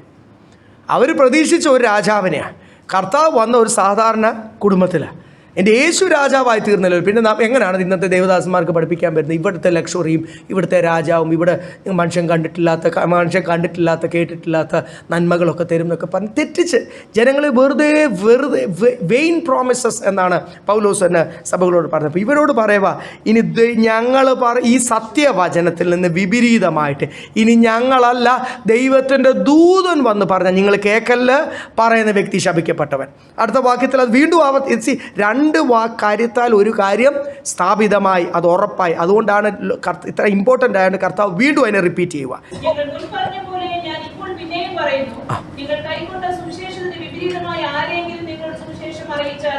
പിന്നെയും നിങ്ങളോട് പറയുന്നു. അപ്പോൾ ഇത് ഇത്ര വളരെ ഇമ്പോർട്ടൻ്റ് ആണ്. അത് നമ്മളും ഓർത്തോണം. അത് ഓരോ ഇനി ഇവിടെ ഇരിക്കുന്നവരാണെങ്കിൽ പോലും നാളെ എന്തെങ്കിലും ആത്മീയ ക്ഷീണത്തിൽ, എന്തെങ്കിലും ഭൗമിക കാര്യങ്ങൾ നന്മയാണെന്ന് പറഞ്ഞിട്ട് ഇവിടെ ഈ വേദിയിൽ അല്ലെങ്കിൽ ഈ ദൈവസന്ധി പറഞ്ഞാൽ പോലും നിങ്ങൾ എന്ത് ചെയ്യില്ല. ഇനി ഞാൻ പറഞ്ഞാൽ പോലും നിങ്ങൾ എന്ത് ചെയ്യില്ല, കേക്കല്ല, ഇത് ദൈവത്തിൻ്റെ പരിശുദ്ധാത്മാവിലല്ല. ഒരു വ്യക്തിയെ ലോകത്തിൽ നിന്ന് സ്വർഗത്തിലോട്ട് കൊണ്ടുപോകുന്നവൻ ആ ദൂതാണ് ദൈവത്തിൻ്റെ ആത്മാവിനാലുള്ള ദൂത്. അതെല്ലാം വിവേചിക്കുവാൻ നമ്മുടെ ഉള്ളിൽ പരിശുദ്ധാത്മാവിൻ്റെ നിറവിലിരിക്കുന്ന സമയത്തെ ആമേൻ പറയേണ്ടതിന് നമ്മൾ ആമേൻ പറയത്തുള്ളൂ. ഈ ലോകമനുഷ്യർ അന്വേഷിക്കുന്ന അല്ല ദൈവമക്കളെ നമ്മൾ അന്വേഷിക്കുന്ന, അവരുടെ നിത്യത അല്ല നമ്മുടെ നിത്യത. അതുകൊണ്ടാണ് ഈ ലോകത്തിൻ്റെ നന്മ നമ്മളെ പലപ്പോഴും ഇവിടുത്തെ സുഖജീവിതവും ഇവിടുത്തെ നന്മയും ഒക്കെ നമുക്കൊക്കെ ഇത്രയും കർത്താവ് സുഖം തരുന്നുണ്ട്. പൗലോസ് കിടന്ന പോലെ കരിങ്കൽ തറയിൽ ഒരാഹാരവും ഇല്ലാതെ ചങ്ങലയിൽ ആയിരിക്കുമ്പോൾ തന്നെ ഞാൻ കർത്താവിൻ്റെ സ്ഥാനാപതിയായിട്ട് താൻ ജയിലിലിരുന്നാണ് ഈ ലേഖനങ്ങൾ, ഈ ഗലാത്യ ലേഖനമൊക്കെ എവിടുന്ന് എഴുതുക? ഈ ചെറിയ ചെറിയ ലേഖനങ്ങളൊക്കെ താൻ ജയിലിലിരുന്നാണ് എഴുതുന്നത്. സ്തോത്രം. എഫേസ്യ ലേഖനമൊക്കെ മുൻപോട്ടുള്ള ലേഖനങ്ങളൊക്കെ അവിടെയൊക്കെ എഴുതിയിട്ടുണ്ട്. ഇത് എവിടെയാണ് എഴുതിയെന്ന് കറക്റ്റ് പറയുന്നില്ലെന്നേ ഉള്ളൂ. അപ്പോൾ അവിടെ ഇരുന്നിട്ടും താൻ കർത്താവിൻ്റെ സ്ഥാനാപതിയായിട്ടാണ് താൻ നിന്ന് ആ കാര്യങ്ങൾ പറയുന്നതെന്ന് ഓർത്തോണം. അപ്പോൾ രണ്ടാമത് വീണ്ടും ഞാൻ നിങ്ങളോട് പറയുന്നു, ഇനി ഞങ്ങളല്ല. ബൈബിളിൻ്റെ അകത്ത് വളരെ വ്യക്തമായിട്ട് പല സ്ഥലങ്ങൾ അത് ഏരിയയിൽ അത് പറഞ്ഞിട്ടുണ്ട്. എല്ലാം എടുക്കുന്നില്ല, 2 ഭാഗം മാത്രമേ ഞാനൊന്ന് പെട്ടെന്നൊന്ന് എടുക്കാം. ആവർത്തന പുസ്തകം ഡ്യൂട്ടോണോമി ചാപ്റ്റർ 4:1. യഹോവയായ ദൈവം തൻ്റെ ജനത്തോട് പറയുന്നൊരു ഭാഗം. നിങ്ങളുടെ പിതാക്കന്മാരുടെ ദൈവമായ യഹോവ നിങ്ങൾക്ക് തരുന്ന ദേശം ചെന്ന് കൈവശമാക്കുവാൻ തക്കവണ്ണം നിങ്ങൾ അനുസരിച്ച് നടക്കേണ്ടതിന് ഞാൻ നിങ്ങളോട് ഉപദേശിക്കുന്ന ചട്ടങ്ങളും വിധികളും കേൾപ്പി. ഇവിടെ എഴുതിയിരിക്കുന്ന നിങ്ങൾ എൻ്റെ മക്കളായി തീരുവാനും കൃപയോടുകൂടി എൻ്റെ മക്കളായി ജയാളികളായിട്ട് നിൽക്കുവാൻ നിങ്ങൾ എന്ത് ചെയ്യണം? ഞാൻ നിങ്ങളോട് കൽപ്പിക്കുന്ന ആജ്ഞകളും കൽപ്പനകളൊക്കെ എന്ത് ചെയ്യണം? ശ്രദ്ധിച്ച് കേട്ട് അതനുസരിച്ച് നടപ്പീൻ. ഇനി അടുത്തത് അതിൻ്റെ 13-ാം അധ്യായം 1-ാമത്തെ വാക്യം ഒന്ന് വായിച്ചോ. ഇംഗ്ലീഷിൽ വായിക്കുന്നവർ 12-ാം അധ്യായം ലാസ്റ്റ് വാക്യമാണ്. മലയാളത്തിൽ വായിക്കുന്നവർ 13-ന്റെ 1-ആണ്.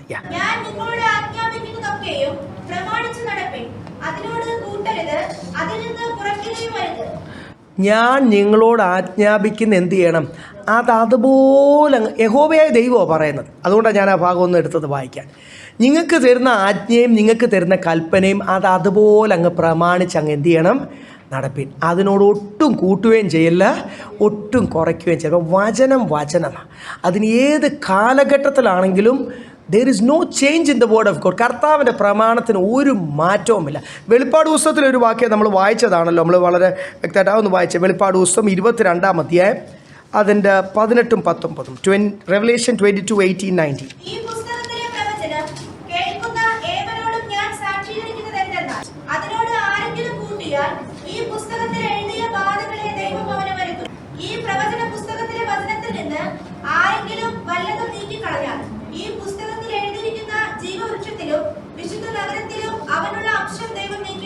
രണ്ട് കാര്യം ഇവിടെ. ആരെങ്കിലും ഒരു വള്ളിയോ പുള്ളിയോ മാറ്റുവോ കൂട്ടുവോ കുറയ്ക്കുകയോ ചെയ്താൽ, ഞാൻ നേരത്തെ വായിച്ച വാക്യവും ഈ വായിച്ച വാക്യം കൂടി ചേർത്ത് ഞാൻ പറയുക, ഒരല്പം ചേഞ്ച് ആരെങ്കിലും മനുഷ്യനെ സന്തോഷിപ്പിക്കാനോ ആളിനെ കൂട്ടാനോ നിങ്ങൾക്കിനി എപ്പോഴും കഷ്ടതയെപ്പറ്റി പറയുമ്പോൾ നിങ്ങൾക്ക് ആ പടപ്പിരിമുറുക്കാണ്ട് ഇച്ചിരി ഒരു ആ ലോകത്തിൻ്റെ നന്മയും കൂടെ ഒന്ന് പറയാമെന്നുവല്ലോ ഞാൻ ചിന്തിച്ച് ഒന്ന് മാനുഷ്യമായിട്ട് ചിന്തിച്ച് പറഞ്ഞാൽ, പരിശുദ്ധാത്മാവ് ഒരിക്കലും എന്നോടത് പറയത്തില്ല, പറഞ്ഞാൽ എൻ്റെ ഉള്ളിലുള്ള ആത്മാവും പോവും, ഞാൻ ശപിക്കപ്പെട്ടവനായിത്തീരും ബൈബിൾ അനുസരിച്ച്. പിന്നെ എന്തൊക്കെ കിട്ടത്തില്ല എനിക്ക്? ഞാൻ ഈ ജോലിയും വിട്ട് കർത്താവിൻ്റെ വേല ചെയ്യുന്ന ഈ അധ്വാനിക്കുന്ന മുഴുവൻ എന്തിനു വേണ്ടിയാണ്?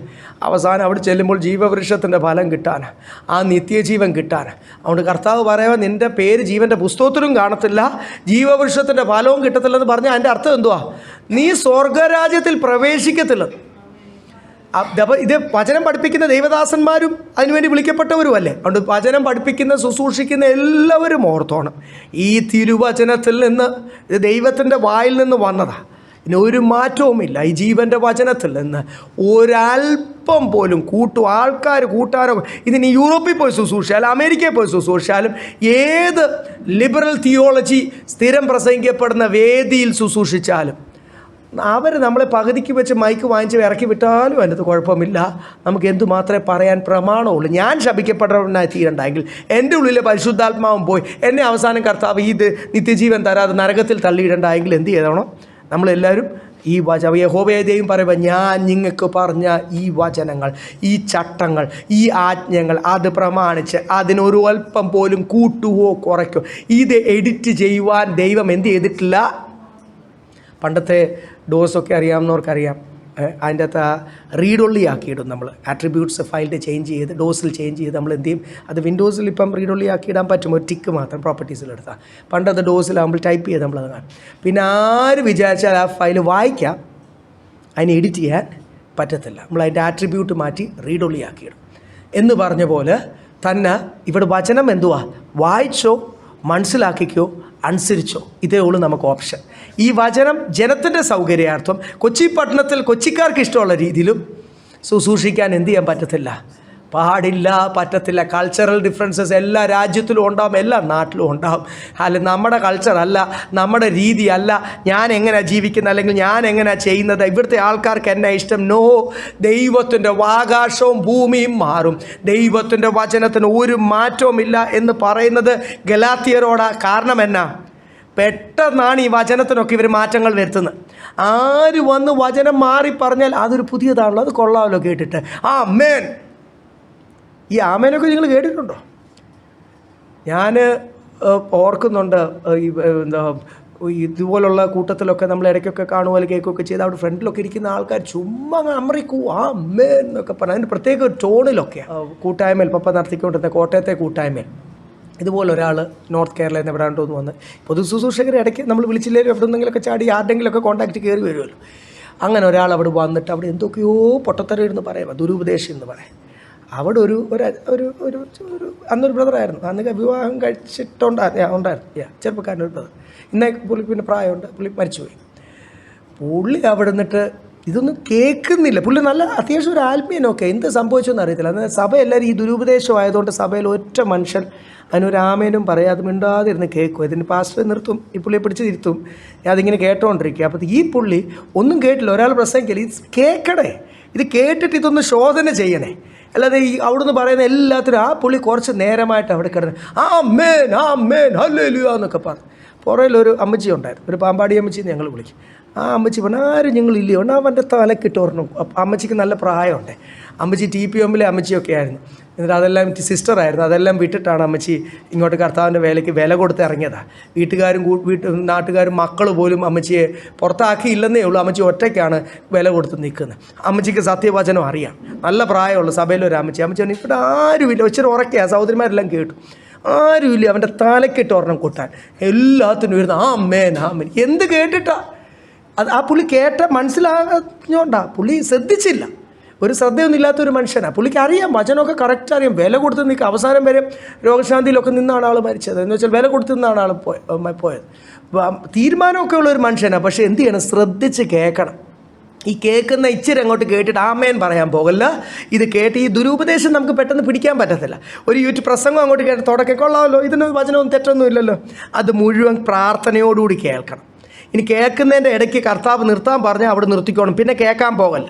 ചിലർ പറയും ഞാൻ ഇതിൻ്റെ അകത്ത് കുറ്റം എന്തോ എന്ന് കണ്ടുപിടിച്ച് കേട്ടിട്ട് അവർക്കിട്ട് എഴുതെഴുത നമ്മൾ ഏൽപ്പിച്ച പണി ചെയ്താൽ പോലും. ഇതെന്തുവാ, ഡിബേറ്റാണ്. പൗലോസ് എന്തുവാ പറയുന്നത്, ആൾക്കാരോട് പറഞ്ഞാൽ മനസ്സിലായില്ലെങ്കിൽ പിന്നെ തർക്കിക്കുന്ന പ്രമാണം നമുക്ക് എന്തുവാ ഇല്ല. തർക്കിക്കുന്ന ഒരു കൾച്ചർ, ഒരു രീതി നമുക്ക് എന്തോ, ഒരു സിസ്റ്റം നമുക്ക് ഇല്ല. ഒരാൾ അങ്ങനെ അല്ല സഹോദര വചനമേ, അല്ല ഇങ്ങനെ ഞാനിങ്ങനെ ചെയ്തു, ഒരു 2 വട്ടം പറഞ്ഞ് സഹോദരൻ്റെ വഴിക്ക് പോകും, അത്രയേ ഉള്ളൂ. തർക്കിക്കാൻ നമുക്ക് ദൈവം അനുവദിച്ചിട്ടില്ല. അത് പരിശുദ്ധാത്മാവിൻ്റെ ഒരു പ്രവൃത്തിയല്ല. ആത്മാവിൽ പറയുമ്പോൾ ആ വ്യക്തി എന്ത് ചെയ്യണം, മനസ്സിലാക്കണം. അപ്പം ഇവിടെ 9ാമത്തെ വാക്യത്തിൽ പറയാം, വീണ്ടും ഞാൻ നിങ്ങളോട് പറയുന്നു, ഈ സത്യവചനത്തിൽ നിന്ന് വിപരീതമായിട്ട് ഞങ്ങളല്ല, ദൈവത്തിൻ്റെ ദൂതനല്ല, ഇനി ഒരു മനുഷ്യനല്ല വന്ന് നിങ്ങളോട് പറഞ്ഞാൽ അപ്പം അത്രയും കർശനമായിട്ട് ശപിക്കപ്പെട്ടവൻ എന്നൊക്കെ പറയ കട്ടിവാക്കല്ലേ. ചിലർ പറയും, അയ്യോ ആരെയും ശപിക്കല്ലേ, എല്ലാവരും അനുഗ്രഹിക്കുകയും ചെയ്യാം.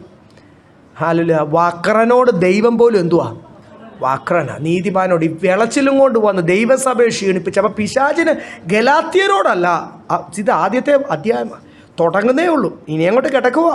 ഇനി അങ്ങോട്ട് ഓരോ ഏരിയ ഗൗളിഷൻ്റെ എല്ലാ കൾച്ചറൽ പ്രോബ്ലംസും ഇവിടെ അങ്ങോട്ട് കറക്റ്റ് ചെയ്ത് വിടുക. ആ കർത്താവിനെ പോലെ ഇവരെ പണിയാൻ പോവുക. ഇവിടെ അവരോടല്ല, ആ കമ്മ്യൂണിറ്റിയോടല്ല പൗലോസിന് വിഷം, ഇവരെ ക്ഷീണിപ്പിച്ച പിശാചിനോടാണ്. ഒരു സഹോദരനെ, ഒരു സഹോദരിയെ ക്ഷീണിപ്പിച്ചാൽ നമ്മൾ പോരിടേണ്ടത് ആ സഹോദരനോടും സഹോദരിയോടും അല്ല, അവരെ ക്ഷീണിപ്പിച്ച പിശാചിനോട്, ആ പാരമ്പര്യ ശക്തിയോടാണ്. അങ്ങനെ പോരിടുവാനാണ് ദൈവം നമ്മളെ അഭിഷേകം ചെയ്തത്. നമ്മുടെ ആ ഒരു കാഴ്ചപ്പാടും അതിൻ്റെ സിസ്റ്റമൊക്കെ ഒന്ന് മനസ്സിലാക്കിയാൽ ഇവിടെ കൊണ്ട് പറയുക, ആ വചനം തെറ്റിച്ച് പഠിപ്പിക്കുന്നവൻ ആരാ തീരും? നിങ്ങൾ അതുകൊണ്ട് മനസ്സിലാക്കിക്കോണം, നിങ്ങളാരും ശാപഗ്രസ്തരായി തീരല്ലേ എന്ന് പറഞ്ഞിട്ടാണ് ഞാൻ നിങ്ങളോട് അടുത്ത വാക്യങ്ങളൊക്കെ നമുക്ക് അടുത്ത ആഴ്ച ചിന്തിക്കാം. അവിടെ പറയുന്നത്, നിങ്ങളോട് പറയാൻ പോകുന്ന വചനങ്ങൾ ഇതൊരു മനുഷ്യനിൽ നിന്ന് ഞാൻ പ്രാപിച്ചതല്ല, ഇത് ദൈവം എനിക്ക് തന്ന വെളിപ്പാടാണ്. ഇത് ദൈവസന്നിധിയിൽ പൂർണ്ണ പ്രസാദമായിട്ട് ദൈവത്തിന് വേണ്ടി നിന്നപ്പോൾ ദൈവം എനിക്ക് തന്ന വെളിപ്പാടാണ്. അതുകൊണ്ട് ദൈവത്തിൻ്റെ വെളിപ്പാടായിട്ട് മനസ്സിലാക്കി വേണം നിങ്ങൾ പ്രാർത്ഥനയോടുകൂടി ഇത് കേൾക്കുവാൻ. നിങ്ങൾ റിബലാകല്ലേ, നിങ്ങൾ സമാധാനത്തോട് കേൾക്കണം. ഒരു മുൻവിധി, ഏതൊരു പ്രസംഗവും ഞാനിപ്പോൾ ഒരു മുൻവിധിയോടുകൂടി കേട്ടാൽ അയ്യോ അത് എന്നെ കുത്താനാണല്ലോ എന്ന് വിചാരിച്ചു പോകും. അങ്ങനെ സാത്താൻ കൊണ്ട് തരത്തുള്ളൂ. നമുക്ക് ആത്മാവിൽ അത് കേട്ടാൽ എന്ത് ചെയ്യും? ഞാൻ ദൈവസന്നിധിയിൽ സമർപ്പിക്കും, എൻ്റെ കുറവുകളെ സമർപ്പിച്ച് കർത്താവേ എന്നെ പണിയണമേ, ഞാൻ ദൈവത്തോട് പ്രാർത്ഥിക്കാം. അപ്പോൾ അതുകൊണ്ട് സ്തോത്രമാല ഇവരോട് ആദ്യമേ പറയുക. എന്നിട്ട് ആ 10ാമത്തെ വാക്യം കൂടി വായിച്ച് നിർത്താം. ഇപ്പോൾ ഞാൻ മനുഷ്യനെയോ ദൈവത്തെയോ സന്തോഷിപ്പിക്കുന്നത് അല്ല, ഞാൻ മനുഷ്യനെ പ്രസാദിപ്പാൻ നോക്കുന്നു. ഇന്നും ഞാൻ മനുഷ്യനെ പ്രസാദിപ്പിക്കുന്നു എങ്കിൽ ക്രിസ്തുവിന്റെ ദാസനായിരിക്കുകയില്ല. ഇത് വെളിപ്പാടുകൾ എനിക്ക് കിട്ടിയത് എങ്ങനെയാണെന്നറിയാം, ശുശ്രൂഷ എനിക്ക് കിട്ടിയത് എങ്ങനെയാണെന്നറിയാം. ഒന്ന്, എന്നെ അപ്പോസ്തലനാക്കിയത് കർത്താവാണ്. ദൈവം എന്നെ അംഗീകരിച്ച് ശുശ്രൂഷയ്ക്ക് ഏൽപ്പിച്ച്. ഗലാത്യർക്ക് പോലും ആ മാറിപ്പോകുന്നതും സത്യവചന പിശാചിൻ്റെ തന്ത്രങ്ങളൊന്നും മനസ്സിലാകാതിരുന്നപ്പോൾ ഇതെല്ലാം മനസ്സിലാകുവാൻ ഒരു ശ്രേഷ്ഠമേറിയ സ്വർഗീയ കണ്ണുകൾ തന്ന് അത് പറഞ്ഞ് തെറ്റിപ്പോകുന്നവരെ പറഞ്ഞ് മനസ്സിലാക്കാൻ കൃപ തന്നത്, ഇതെല്ലാം തന്നത് ഞാൻ മനുഷ്യനെ പ്രസാദിപ്പിച്ചായതെങ്കിൽ ഒരിക്കലും ദൈവത്തിൻ്റെ ഒരു ശുശ്രൂഷകനെ. അപ്പം നമ്മളെ ഏൽപ്പിച്ച ചെറിയ ചെറിയ കാര്യങ്ങൾ ഇത് ആരും ശക്തരായ ഒരു അപ്പോസ്തലൻ ഒരു ദിവസമായി തീരുവല്ല. ദൈവം നമ്മൾ ശുശ്രൂഷയിൽ എങ്ങനെയാണ് വളരുന്നത്? ഇവിടെ ഇരിക്കുന്ന സഹോദരന്മാരും പ്രായമുള്ളവരും ചെറുപ്പക്കാരും, നിങ്ങളുടെ ഒരു കാര്യം ഒന്നുകൂടെ ഓർപ്പിക്കട്ടെ. ഒരു ശുശ്രൂഷയിൽ, ദൈവം ഏൽപ്പിച്ച ശുശ്രൂഷയിൽ എങ്ങനെ നമ്മൾ വളരുന്നത്? ആ ഏൽപ്പിച്ച ചെറിയ കാര്യങ്ങൾ പോലും നമ്മൾ ദൈവത്തിന് വേണ്ടി ഒരു കാര്യം ചെയ്താൽ തടസ്സം മാത്രമേ കാണത്തുള്ളൂ. ഏതൊക്കെ രീതിയിൽ അതിനെ തടസ്സം വെക്കാമോ ഫുൾ കുട്ടിപ്പിശാചുകളോട് പറയാം. അവിടെ ചെന്ന് അവനങ്ങ് ജീവിക്കാൻ സമ്മതിക്കില്ല, അവന് നിൽക്കാൻ സമ്മതിക്കില്ലെന്ന് പറയും. അതിൻ്റെ മധ്യത്തിലും കൃപയോടുകൂടി നമ്മുടെ കാര്യങ്ങൾ മുടങ്ങിയാലും കുഴപ്പമില്ലെന്നേ, ദൈവത്തിൻ്റെ കാര്യങ്ങൾ എന്ത് ചെയ്യല്ല, മുടങ്ങല്ല. ദൈവത്തിൻ്റെ ശുശ്രൂഷ അതിന് പ്രാധാന്യത കൊടുത്ത്, അതിന് പ്രാധാന്യം. നമ്മളെ പോറ്റുന്നത് ആരാ? നമ്മുടെ മിടുക്കാണോ? നമ്മളെ പോറ്റുന്ന കർത്താവാണ്. നമ്മൾ ആരുടെ മക്കളാണ്? അതുകൊണ്ട് കർത്താവിൻ്റെ കാര്യങ്ങൾക്ക്, അതുകൊണ്ട് പൗലോസ് പറയുക, ഈ ശുശ്രൂഷയും ഈ വെളിപ്പാടുകളും ഈ വചനവും എല്ലാം ഞാൻ പറയുന്നത് അവരോട് പറയുക, നിങ്ങൾ മനുഷ്യരെ അവർ മാറിപ്പോകാനുള്ളതിൻ്റെ ഒരു കാരണമാണ്. ഇൻഡയറക്റ്റായിട്ടാണ് ഇവരോട് സംസാരിക്കുന്നത്. നിങ്ങളുടെ സ്വഭാവമാണ്, നിങ്ങളുടെ വ്യക്തിത്വ പ്രശ്നമാണ്, നിങ്ങളെല്ലാവരും ഇങ്ങനെ കണ്ടില്ല, നിങ്ങൾ മനുഷ്യരെ പ്രസാദിപ്പിച്ച് മാറിപ്പോയെന്നല്ല പറയുന്നത്. വളരെ ജ്ഞാനത്തോടുകൂടിയാണ്. ഞാനിന്ന് ദൈവദാസനായിട്ട് നിൽക്കുവാൻ പറ്റുന്നത് എന്തുകൊണ്ടാണ്? മനുഷ്യരെ പ്രസാദിപ്പിക്കാത്തതുകൊണ്ട്. ഒത്തിരി പേര് എൻ്റെ കൂടെ ഇറങ്ങിയവരും എൻ്റെ മുൻപേ ഇറങ്ങിയവരും ഒക്കെ മാറിപ്പോയപ്പോൾ പൗലോസ് പറയുക, ഞാൻ ഇന്നും കൃപയോടുകൂടി നിൽക്കുന്നത്, ഈ ക്രൂശിൻ്റെ വചനം പിടിച്ചോടെ നിൽക്കുന്നത്. ഞാൻ ആദ്യം തൊട്ടൊരു തീരുമാനമെടുത്തു, മനുഷ്യനെ പ്രസാദിപ്പിക്കത്തില്ല. അതിനെ ആരാണേൽ മനുഷ്യനെ പ്രസാദിപ്പിക്കത്തില്ല, ദൈവത്തെ മാത്രം പ്രസാദിപ്പിച്ചുകൊണ്ട്. ആ ഒരു കാര്യം പറഞ്ഞാണ് പിന്നെ ഡെപ്തിലേക്ക് കടക്കുന്നത്, ആ വെളിപ്പാടുകളിലേക്ക് കടക്കുന്നത്. സ്തോത്രം. ആ രക്ഷ എങ്ങനെയാണ് പ്രാപിച്ചത്, രക്ഷ എങ്ങനെ നിലനിർത്താം, ആ കാര്യങ്ങളൊക്കെ വരും ദിവസങ്ങൾ പഠിക്കുവാൻ കർത്താവ് സഹായിക്കട്ടെ. ഇവരുടെ ഒരു വ്യക്തിത്വ പ്രശ്നം, ഇവരുടെ ഒരു പേഴ്സണാലിറ്റി പ്രോബ്ലം ഇവരെ ആത്മീയമായിട്ട് ക്ഷീണിപ്പിച്ച ഒരു കാര്യമാണ്. അത് നമ്മളെ ആരെയും ക്ഷീണിപ്പിക്കാതിരിക്കട്ടെ. പെട്ടെന്ന് എന്തെങ്കിലും കാര്യം കേട്ട് അതിന് ആമേനും പറഞ്ഞ് അത് കൊള്ളാമല്ലോ ചിന്തിക്കാതെ വചനം ശോധന ചെയ്ത് സത്യവാൻ നിൽക്കുവാൻ ദൈവം നമ്മളെ ഓരോരുത്തരെയും സഹായിക്കും.